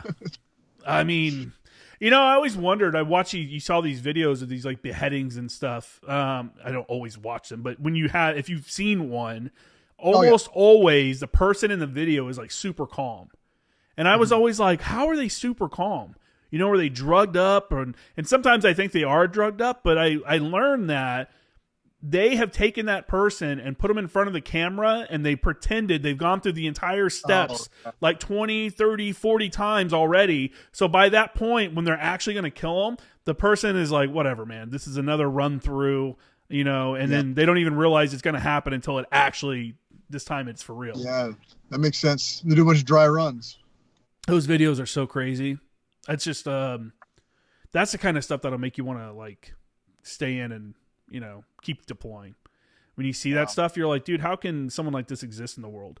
And also, it's a thing too that if you're not in that sphere, you're not getting that. That's not in your algorithm on Instagram. Getting ISIS torture videos. There's a lot of people that don't realize the evil that's out there. That level of evil exists, and it's not as far away as you think it is. You know what I'm saying? No. Yeah, it's some dark shit out there for sure. Yeah, I always wonder what it's like there now. I mean, I don't keep up on current Iraqi events, but like you say, it's better there. I'll look. So I'll look on. I've recently looked on like Google Earth or on like whatever mapping systems to kind of look at my old AO to see if like the base is there, and like the bases are gone, and you can see like where Al Qaim used to be. The Al Qaim base was at a train station, and it's all like destroyed and gone. But then the little cities we would operate in, they look like they're all built out, and like there's civilization has come back. So yeah, I think people are. I mean, I think you can go there and do tours, and there's obviously an issue with extremists, but there's an extremist in every country. There's extremists here. That if you went to an area, you'd be like, hey, be careful. There's weirdos over in that area. It's kind of the same deal. I actually have down the street. So I live in the city here in San Diego. Down the street on there's a corner shop down the street, and a couple dudes that own it are Iraqi. And they actually came over during the Gulf War. Their parents were Christians and came over during the Gulf War. And they were saying they'd heard the same thing, that it's much safer than it used to be. And it was kind of crazy because I even asked them, I was like, because they're around my age, maybe a little bit older. And I asked them, I was like, did you remember hearing about the purge that Saddam Hussein did of all those people that basically disagreed with him? Yeah, it's like political prisoners and all that. Well, yeah, he had basically all the people from the Ba'ath Party in like an arena or like an auditorium or something like that, and started calling people off by name, and they were literally taking them outside and executing them. And I was like, do you remember that? And he was like, no, he never even had heard of this Iraqi guy. And I was like, and it's like that kind of thing I like to bring up to people when they talk about, maybe it would have been better if Saddam Hussein would have stayed there. Maybe, this and that. And also just to touch in on our own politics, when people talk about how there's fascists in our government and all this stuff, I'm like, man, there's examples literally on video. You can watch the videotape of it, of not of them shooting them, but him reading the names and the people having to stand up, and they walk to the back of the room and they take them outside and shoot them. Most of them, not all of them, but most of them. And I'm like, trying to compare what you dislike about today's government, it's just like such a radical. It goes back to what we talked about earlier.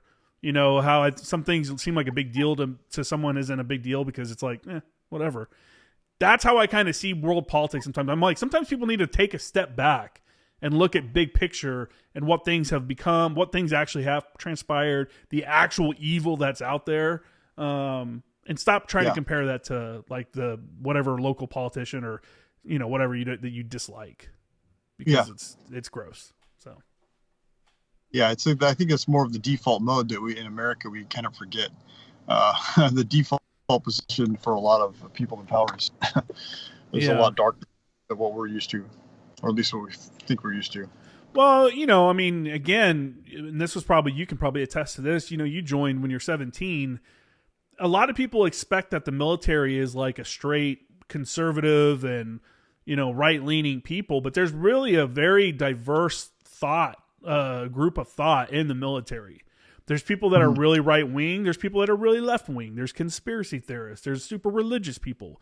There's so many like different kind of people. And unlike the real world, if I go to college or whatever, I can distance myself from that person. If you have all these different personalities in your squad, I mean, you just have to deal with it. You get used to dealing with it because those are the people you're around every day for eating, working out, work, everything, all day, every day with these same group of people. And you're just kind of forced to deal with other perspectives without making a big deal about it, Yeah. Yeah. When you get off work in the evening, like it's like when you're a newer guy, like when you go home, you go to the barracks. It's like all the people that you work with, you also live right on top of each other. And, that guy that might annoy you is your roommate or one of your roommates. So you have to get used to being in close contact, or if you're in a track and you're just all piled on top of each other. Yeah. Yeah, for sure. I mean, I remember like having all kinds of, political conversations with people. and it was never like heated or anything like that. You know, we would disagree on stuff, but it wasn't like, fuck you, you know, I'm never going to talk to you again. Because, well, one, that wasn't an option. That wasn't an option because we worked together. But yeah, I mean, I don't know. I just thought it was always interesting to sit down and have conversations with people because of all the different perspectives of where they come from. You come from, you know, California. Other guys are coming from Pennsylvania, other countries. Did you have anybody from other countries in your unit? I don't. We had some. Oh shoot, where was he from? He's a South Asian. He's either Cambodian or Filipino. That spoke very, very limited English, and they joined the Marine Corps to get a citizenship, and like he ended up getting deployed to Fallujah with 3-7 before he came over to us. But yeah, but there were some people like that. I know a Russian guy. I had a kid from Jamaica in my first platoon. Okay. Yeah, so you get a lot of perspective. For me, I'm a California kid. I'm from the Central Valley, and I had never left. The farthest east I had ever been was Las Vegas, before I went to Iraq. Yeah. So so my worldview was pretty small, and so yeah, it was eye-opening to be around, like you said, people from other parts of the country. And it's like, all these guys from like Ohio and Texas, and Ohio's. I want to go to Ohio because Ohio is funny. Like all the guys from Ohio, there's like this Ohio hierarchy that exists, where the like Southern Ohio people, like the JD Vance types that like they're descended from the Appalachia. Yeah. Yeah. So there's like the hillbilly Ohio people, and then there's like the people from the rest of Ohio that kind of look down on them. Like I remember my first platoon, there was 3 guys in the platoon from Ohio. And all 3 of them lived in trailer parks, like before they became Marines. But 2 of them talked so much trash about the 3rd one, because like he was like this like hillbilly yokel, like lower class guy. Like they're all from a trailer park, but like, oh, he's from, I can't remember what part of Ohio. Like that's basically Kentucky. And they would like talk trash about it. I'm like, you all live in a trailer park. Yeah, which is the ultimate sin. You're from Kentucky, ugh. For an Ohio person, gross. Like, ugh. Yeah, gross. But anyways, I guess what I'm getting at is like I never had that experience of being around people that weren't, from where I'm from, because I'd never been anywhere, and so it is real eye opening to just like live with people that, like you said, have a different perspective. I think we all, for the most part, had the same mission in mind. Like I was gung ho about the whole thing. It wasn't until many years later where I kind of look back and I'm like, wait a second, what was the connection? Like, what did Saddam Hussein have to do with 9/11 again? I remember them telling me there was a connection here. Mm-hmm. I was like all about this. And like, Now, with that kind of looking back, with that kind of perspective, do you regret anything? No. Like I wouldn't do anything differently, I guess, if that's what you mean. Yeah. And I didn't. I think we all in that time frame didn't have the internet wasn't as prevalent as it is now. Social media didn't exist. Smartphones did not exist. So it was really easy to get lied to and not be able to figure it out. And so, like, I had this kind of naive perspective of our government that like they would never like lie to us. That's crazy. The government would lie to the people, like never, and like the thought of that never even crossed my mind. And so it was never like there was no way to question anything. And so I guess I give my young self a little bit more, cut myself some slack. Like we all believed it, and we were all gung ho. And I'll also just like being so grateful for the experience. We talked about like earlier on in the conversation about you get those experiences, and then looking back, or dealing with hardship now is so much easier than I think it would otherwise would have been had I not got to go do all that and be in the Marine Corps. Yeah. So my previous interview was with a gentleman that was serving in Laos during the Vietnam War, little hidden war, which kind of really bad, kind of a bummer for him, because I imagine when you come back, you can't even like go to the VFW and talk about your war stories for a long time because no one even knew when they were there. It was never official. But he went. Can I get like service connected disability or anything like that? Like, are you allowed to say like? Yeah. So well. Like, what if you're wounded in Laos and you get a Purple Heart? I don't. Yeah. I know now. They have. if you are injured in combat, if something happens like that, it goes on your record that you were injured during like I think it's like during a classified event or something like that. There's a way you can put it down like, hey, you know, this is when this happened. It was during, you know what, I'm going to stop talking about it because I'm not 100% sure, but it's something with the VA, because there are people that have an issue. Not that they like did something that was like super secret squirrel, you know, during the Cold War on Terror or something like that. But back then, probably not. I mean, I don't know what the process would have been, but yeah, it would have been difficult for sure. But what I was getting at was that he, I think he said about 10 years ago, he went back to Laos where he was at, and he saw the airfield that he worked out of and everything. Well, what was left of it. And he actually met with some of the guys that were fighting on the Vietnam side. And he's like, yeah, I had a really good conversation. We were like brothers and stuff like that. Could you ever see yourself doing that? Like going to Iraq and like talking with some of the Iraqis that, you know, were there around the same time as you? Oh, that would be awesome. I would love to be able to go back.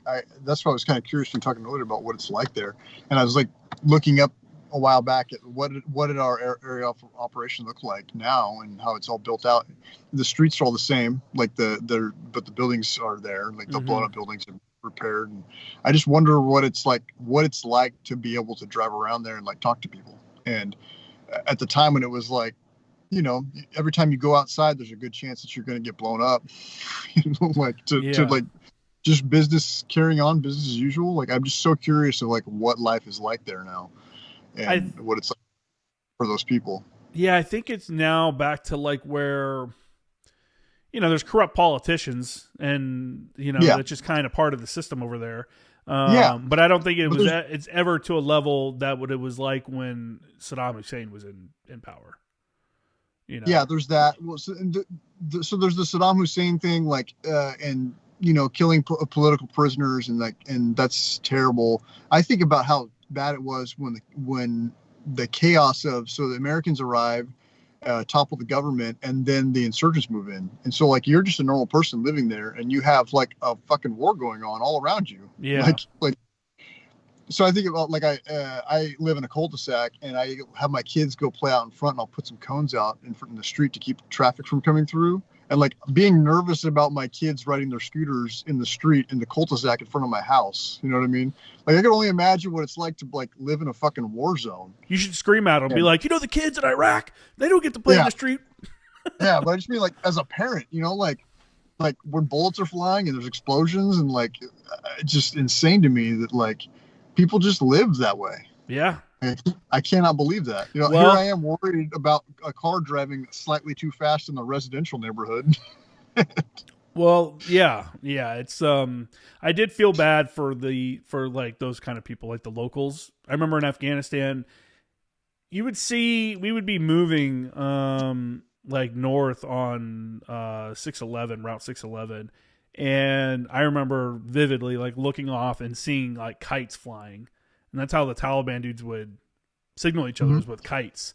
And we'd pull up to like an Afghan patrol base or something like that, just kind of see what they're up to. And I remember seeing like kites flying. And then you'd see these like big groups of like women, kids, and like goats. They'd get their livestock, and they would start all moving away from where all the village is out onto the street, getting away from the area because they knew something was getting ready to happen. And dude, it was so surreal to see that and be like, oh shit, something's about to happen. Like all these people aren't leaving at one time for nothing. You know what I'm saying? And it was, I can't imagine what it was like to live that life, to grow up that way. You know, it's unfortunate. I think almost everyone that was ever in one of those countries can, you know, if you were out with the populace at all, there's like a memory of like a kid or something where you're just kind of like, man, that's a bummer for that kid. You know, this is like, and you're not there. No one's there to like ruin their lives, kill those people or anything like that. Like, I think you hear these crazy stories about people that snap and do things that are obvious war crimes and stuff like that. Yeah. But 99.999% of the people are just over there like trying to do their job and go back home. And a lot of times it's like, hey, if this dude wants to fight me, then let's fight. You know, I'm not afraid to go out and fight a guy, but I also don't want to affect, like, you know, nobody wants to kill women and children, obviously. No. you know. No, not so. all. But the sad thing is like I said, like I mean, stuff like that does happen, and it's not like it's the My Lai massacre that's going on. Yeah. You know what I mean? Like so I do a little bit of writing. I write on Substack here and there, and I wrote this piece last year. I was talking about a specific operation we did where we had what are they called? It was like one of those civil teams that would go around and like try to help rebuild infrastructure and help the local businesses. Civil affairs, yeah. Yeah, so civil affairs group, yeah. And so these couple of guys from the civil affairs team got attached to my squad, and we had to provide security for them while they went out and talked to these local shopkeepers. Mm-hmm. And this was in 2006.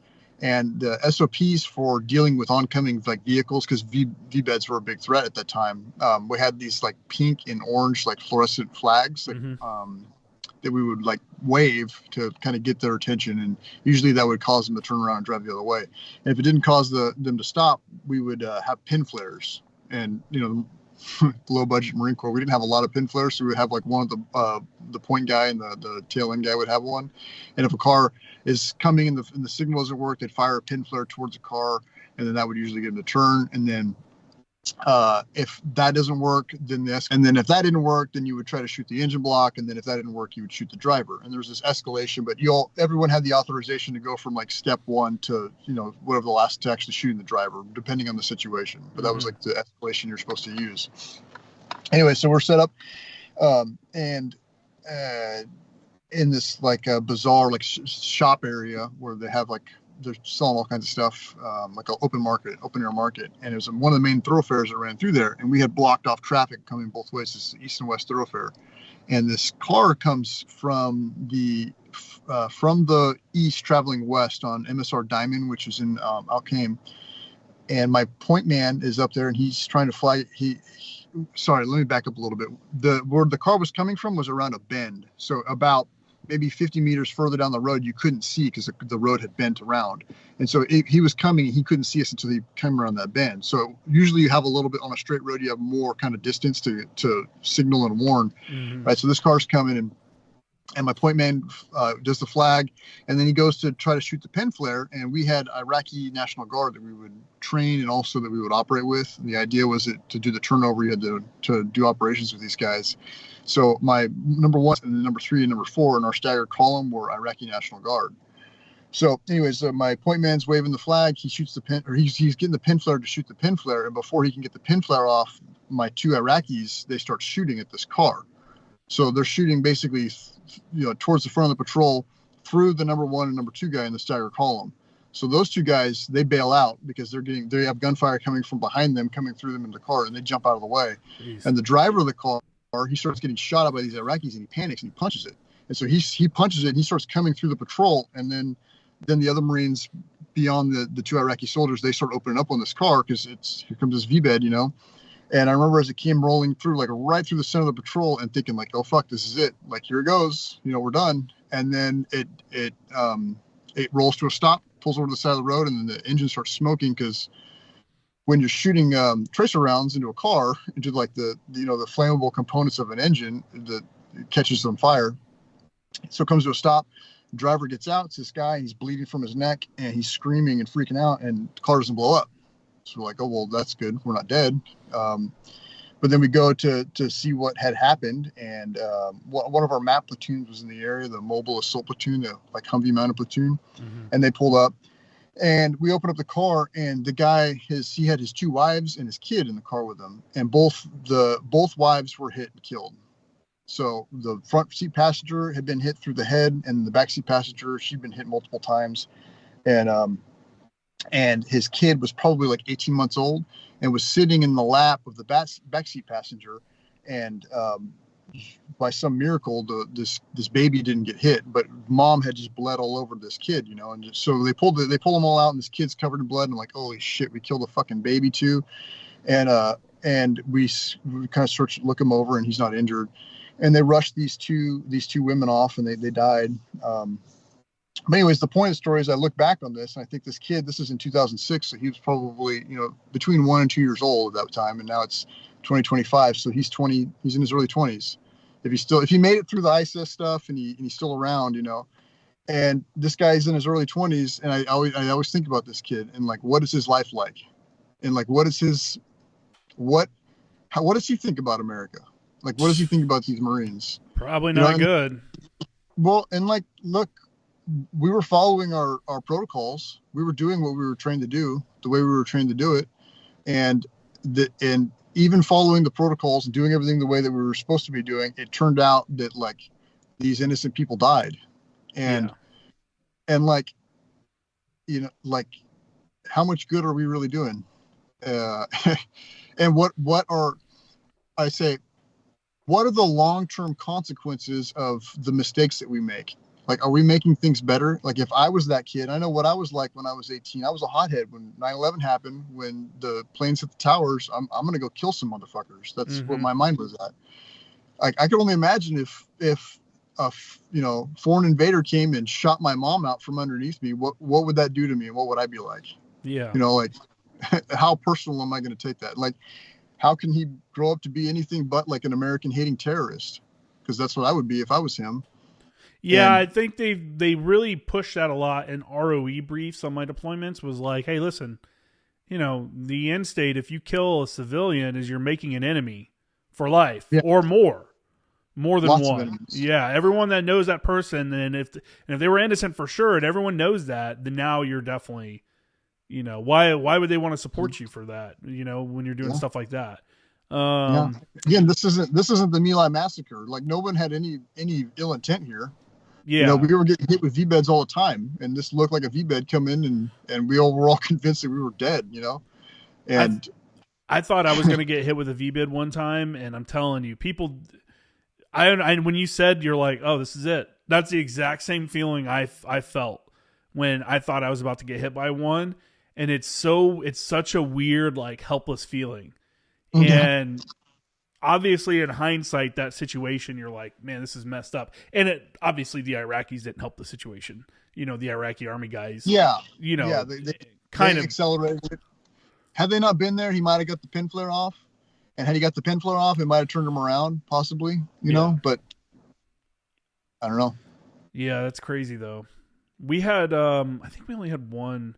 There's only one civilian casualty that I can remember. When I was with 3rd Battalion, 6th Marines in Marja in 2011, a DM shot a guy that he thought was placing an IED. And he was he was farming at night. And the deal was in the area was, if you were farming at night, because they do that in the summertime because it's much cooler, that's fine. Just, you had to carry a lantern or some sort of light source so that, it didn't look like you were trying to do something you weren't supposed to do. And that's what happened. He didn't have a light or anything with him. And where he was farming, where he was digging, was on the edge of the field right next to the road. And it just looked like he was placing an IED, and the DM took him out. And they ended up paying the family. And it was just like, God, that kind of shit's messed up, man. It's like, it's not good. But that's the reality of war. There's never going to be an area where it's just good guys and just bad guys and no innocents in between. There's no arena for us to go fight and to mitigate that completely. That whole concept of good guys and bad guys was a thing, like I grew up watching Ninja Turtles or whatever, and like Power Rangers. And it's like a lot more complicated than that, because like, think about like some of that kid. To that kid, like, we're not the good guys. Yeah, good guy to who? Yeah. Good guy to who? Exactly. Like, we're the fucking bad guys, but to us, we don't think we're the bad guys. We're the good guys. We're the Americans. Like, you know what I mean? We were attacked. We're here because we were attacked. Mm-hmm. And like, it's just so much more complicated than that. And like, I don't know. That's, I don't want to get into like current stuff, but it's like, that's why when I look at like some of like the war in Ukraine and stuff, I'm one of these people that are just like, dude, it needs to end somehow. Just stop. Thousands of young men.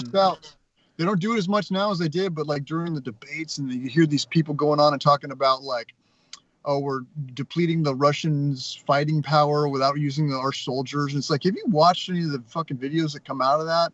You know what I mean? Like, you watch these drone attacks and you see these guys getting their fucking legs blown off. It's like, do you realize what that is? Like, yeah, that's a nice, clean, sanitized way of describing it. You know, we're depleting their ability to fight. That means also thousands of young men are dying every week. Yeah. Yeah, like that guy gets his legs blown off, and if he's lucky enough to get his tourniquet in place, like he might not die in the next 90 seconds. And if he's lucky enough to get us to a surgical center, he might survive. But like he's permanently disabled forever. And like to use that like you're saying, that euphemism of like, oh, we're depleting their, it's like, I don't think some 23-year-old corporal from fucking Russia or the Ukraine needs to have his legs blown off or be killed or be, you know, for an hour. How does that benefit us exactly? Like how are we safer or better off because that happened? Like, I know you said you don't want to get into current events, so I apologize. No, man. I know the way that the people talk about war sometimes, these like in these, they're very like casual. Very casual about sending other to people. That's a question I have for a lot of people when they talk about it. You know, people, especially the people that are like, Ukraine's got to fight to the end. You know, they got to get all their land back. I'm like, that's just not realistic, man. They just don't have the manpower. And if you really believe that, are you willing to go over there and fight? You know, and if you're not willing to go over there and fight, are you advocating for us to send people over there to fight? Because that's what they need more than anything is manpower. The equipment and stuff is nice, but they just don't have the manpower. Now you're looking at Russia is receiving, you know, thousands, I think tens of thousands of North Korean troops as replacements as well. And it's just they're in a bad situation. And we could go in and fight with them, but who wants to do that? If my son is 18 right now, and I would not be like, yeah, you should definitely go fight for Ukraine, fight against Russia for Ukraine. You know, you should join the military and hope that they send you over there. Like, no, man. Yeah. Especially like you said, these videos are coming out like this drone warfare, the way they're doing it now. It's such a wild thing to see. It's terrifying. We're seeing people get blown up in HD every day. Yep. Yeah. So I guess I'm 40 now, and like over this arc of my life, you know, going from being 16 and gung ho and just wanting to get into it and go kill the bad guy, whatever the hell that meant, to just like, all of these conflicts, my question is always like, is it worth it? So like one of the things I pulled out of it, it's like, I don't think it's, explain to me, like, what about this conflict over there is worth the amount of life that's being lost? You know what I mean? That chunk of land that's been taken away, like if we can't negotiate, and I get it, like, you know, I don't want my country invaded and taken over, but there's a point when an entire generation of your fucking young people are dead or, you know, seriously wounded. It's like, how is this worth it? Yeah, we're just sending people, I mean, we aren't, but they're sending people into a meat grinder that's a stalemate, essentially. Russia's making some gains and stuff on the lines. It's just, I don't know. It's like, we're funding the whole thing. You know what I mean? Like, we're not stopping it. We're funding a good half of it for sure. That's my whole thing again, is like, when people keep advocating that we should keep doing stuff, I'm like, to what end? What does victory look like? How much should we send? And at what point are you going to start advocating for troops to go over? Because again, that's what they really need. And when you talk about advocating for troops to go over, what you're really saying is that you're okay with starting World War III over this whole situation. Because if we send troops over, we've already got North Koreans in Russia. Who's to say China is not going to, you know, they're already aligned with Russia. Who, even more so, who says they're not going to send troops? It's just, I don't know what the end state is. And I wish it would just, people be more, there'd be better attempts at de-escalating the entire thing. I just don't. Yep. I don't know, man. Yep. It's not all Churchill and Hitler, you know what I mean? And like, oh, you're Neville Chamberlain if you advocate for peace and you advocate for negotiation. It's like, it's funny to think that like people have that position against, you know, guys like me or you, that it's like no, actually I kind of got a little glimpse of what it's like in that life, or what that world is like, and it's not worth it. And just, it is not worth it. I'm sorry. Like, I feel bad. They lost that bit of land, and they've been invaded, and it's terrible. And I'm not justifying what Russia has done, but I feel like we're the preeminent power on the planet. And if we wanted to negotiate for peace and force Ukraine to take a peace, we could force them to take a peace. But we're just like funding it and sending more equipment and sending more people in the grinder, like you said, just chewing up their entire population. And I feel like we have a responsibility as a preeminent power to kind of step in and be like, okay, stop this. Yeah. You know what I mean? Like you're a dad, you come home and your kids are fighting, and if you just like yell like, yeah, hit them harder. Yeah. Like, no, that's not what you're supposed to do. You're the leader, handing the one in weapons. charge. Yeah, exactly. Take this you're supposed to step in and you're supposed to make it stop. Like that's your responsibility. I think that's why, for those that aren't aware, there was supposed to be a mineral deal signed this week, and that's when the whole blow up at the White House went, which most people only saw a small clip of that. I highly encourage people to go back and watch the entire 45-minute meeting with Zelensky. I almost did because so few people have actually seen the entire interview. I almost did a live stream where I was breaking it down and showing like I see, because people aren't going to want to hear this, but I agree with J.D. Vance and what was going on in that. If you watch the entire interview, you can see where Zelensky is sitting next to President Trump. Trump is looking away, saying something, and Zelensky's over here shaking his head, disagreeing or making faces. And then when J.D. Vance said something about they need peace through diplomacy, then Zelensky questioned that and goes, "What do you mean?" and started like kind of almost berating him. And then when he asked him if he had been to Ukraine and J.D. Vance had said no, he kind of whispered under his breath and shook his head like in disgust. I saw something, the translation said that he called him a bitch under his breath. I don't know if that's 100% true or not, but he did say something under his breath and like shake his head kind of like he was like, "Oh, well then don't say anything." But it's like, bro, what do you can't go in and act like that and expect these people to be okay with you. So when JD Vance blew up, the whole thing was he watched Zelensky making these faces the entire time. And then it got to where he was talking and he said something about diplomacy. And then Zelensky pushed back, started questioning what he was saying. And then when he like did you can see it in the video, he does this like, "Oh, have you been to Ukraine?" Ugh. He kind of does that. And then when he does that, JD Vance, that's when he immediately kind of digs in on him. And I'm like, damn, I don't want to see that. That's not how it should be. But at the same time, I get where they're coming from. They're trying to push a peace deal. The terms suck. Like nobody agrees that Putin should be fighting in Ukraine and all this stuff. No one wants that. But you can't like they're saying, you can't go out here and be like, he's a war criminal, he's the worst person ever. At the same time, you're trying to get them to make a deal for peace. Like if someone's sitting here calling me a piece of shit and insulting me over and over again, and then they turn around and go, "So yeah, man, you want to like, can we make this work or what?" The fuck you, So and here I go being a Vladimir Putin apologist, I guess, which I'm not, but like no one really thinks about what we did to push this thing.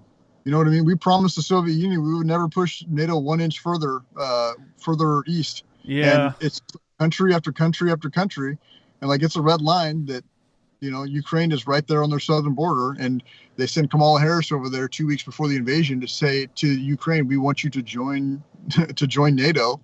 It's like, I don't know if the Soviets decided to move a bunch of missiles into Cuba right off the southern coast of Florida. Like, would we have a problem with that? Would there be a nuclear war exchange potentially over that? Yeah, it's like, yeah, actually, like there's definitely drama. So, and it's been ongoing drama too. I mean, you remember back in 2008, I think it was when they took over Georgia for a little bit. Russia invaded Georgia for a little bit. I actually deployed with a guy in 2009 who's a Marine reservist who was in Georgia when that happened. He was there as part of his like 2-week annual training, or I don't know if he was a deployment or if it was annual training, but he was in Georgia. And he's like, "Yeah, I remember the Russian jets flying over." He's like, "We don't have weapons or anything because we're mechanics. And we were there on this like rotation to work on trucks."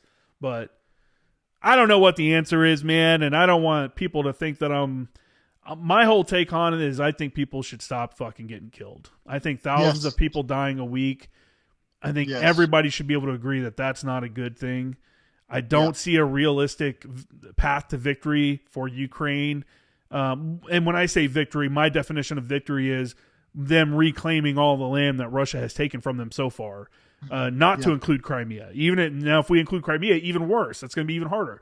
But even the land that was taken during this invasion, that would be a victory for Ukraine, and I just don't see it, and that's all because of manpower issues. The only way that we're going to see a victory for Ukraine in that sense is if Europe and the U.S. provide ground troops, and then we're talking a different level of warfare, and I don't think anybody wants to get involved in that, especially when you talk about the global war on terror casualty counts and stuff is minuscule compared. There's more people killed in a month in Ukraine than there was in all of Afghanistan.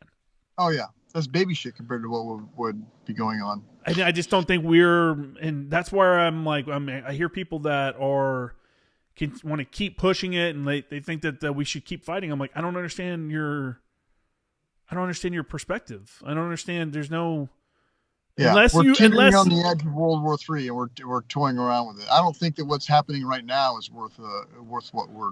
Well, my question is always for people like that. I'm always like, well, what do you think is victory? Like, what's the end state that you think we should be going for? And they'll say whatever it takes. At what point should American troops have to get involved? And when they say that they shouldn't at all, I'm like, well, then you're not going to get the victory that you're wanting. That's just not. Again, the equipment is only does something. Anyways, we've beat this dead horse. Tell us about your podcast, man. No, it's all good, dude. I almost did. I almost did I almost did a live stream the day of that interview with Zelensky, that meeting, because I saw, and even the clip I put up wasn't the best clip because it didn't, like, having 30 more seconds on the front end of it would have shown a little bit why Vance and Zelensky started going back and forth. You would have seen that. So that's kind of on me as well as one of these people that produces content. But I almost did a live stream going through the full 45 minutes because if you haven't seen it and you watch it, you can watch and you see Zelensky making these faces, and then kind of like Trump will say, hey, we just want to get peace. It's going to be peace. We're going to get peace in Ukraine. And then he's like, there can never be peace with these Russians. And it's like, what are you doing? You're like countering him in public. And JD Vance is sitting here watching this the entire time. And then when he insults JD Vance to his face, he's like, fuck you, and it just becomes the whole thing. So people need to go watch the entire 45-minute interview. You'll see that the 90% of it was very cordial. Both of them were nice to each other. There were compliments back and forth. And it was all good to go, and then that ending just kind of went to shit. So, it did. But let's tell us about your podcast, because you also have a podcast. Tell us about that, and then if there anything else you want to promote, let us know. Yeah, no. So I recently started a podcast called Badges, Bullets, and Blunders. We're on YouTube, Spotify, Apple Podcast, and Rumble. It's dedicated to telling funny cop stories. So I every week have on a different police officer, and they talk about just the crazy wild stuff that happens like in the course of their job, the funny things that happen, I should say. There's a lot of other podcasts that are out there that are about like the more serious stuff, like serious debriefs and that sort of thing, and we'll talk about some serious things that happen, but the focus is on like the funny things that happen during the course of our duties. And I got the idea I've been with my department now for 17 and a half years, SWAT operator for like 14 years. And like when I go to SWAT training or operations and just kind of the in-between runs, like in a training environment or like after an operation, and just like the standing around kind of like jaw-jacking with my friends and trash talk that would go on. I realized like how hilarious like some of these guys were, and like how funny these conversations were. A lot of it I can't say in public, but I thought that there would be a market for that, for people to see what it's like and what these personalities are actually like. It's like, I think about before I became a police officer, I didn't know anything about policing or about cops. I just had been pulled over and given tickets a couple of times, and you just see a uniform, and it's basically like a robot in a uniform. You don't think of that as a person. And so if I would have had something like this to listen to or to watch, like before I became a police officer, I would have been a lot less apprehensive about doing it. Like when I did it, I just needed a job because I was out of the Marine Corps and I needed to find some work that wasn't construction. But then when I got into it, I realized I actually had a great time. And a big part of it is like in the military, it's the people that you're around. And so I'm trying to bring those people into the public light. So just to get their stories out there and to let the world know that, like, like we're normal people, like we're just, a bunch of fun guys. And I'd like to let the world have a different perspective on like what we're like. We as the law enforcement community. Yeah, humanize it a little bit. Yeah, exactly. Yeah, so, yeah, it's called Badges, Bullets, and Blunders. Nice. How many episodes you got now? 20, I think 21 are out. We just filmed another one the other day, so we'll have that one will be coming out next week. Most shows don't even make it to 10, so you're already on top. Yeah. So that's awesome, man. It's fun. It's a fun project, and I always tell people like it's probably, if you're thinking about starting a podcast, it's probably more work than you've thought about because you don't really understand the intricacies. It's a lot of work. There's technical issues that are always kind of there. It's not unlike comm in the military, communications is like you always have to do something to get comm up to get it to work and stuff, but it's a good outlet and it's a good place, even if some people don't necessarily care about getting an audience or anything, they just want to have a good outlet. I think it's good for that. It's a different version of like if someone telling you to go write in a journal, write your thoughts down and stuff like that. Everybody needs some kind of outlet. And I think podcasting is a good one. One, because you get to talk to like-minded people or maybe adversarial people if you're into that more debate kind of podcast. But you also get to record like something like this. You get to record history, your own personal history, so that one day someone down the road will get to listen to it. And, without that, I think, I don't know where we'd be at. So I'm glad you came on, man. I really appreciate you coming on. Everybody should go check out your podcast. Send me a link to it, and I'll make sure to add that to the show description so people can easily click on that. And you guys can check out my stuff, Former Action Guys, Former Action News on Instagram. My website's jcramergraphics.com. And that is it. I really appreciate it, bro. Awesome.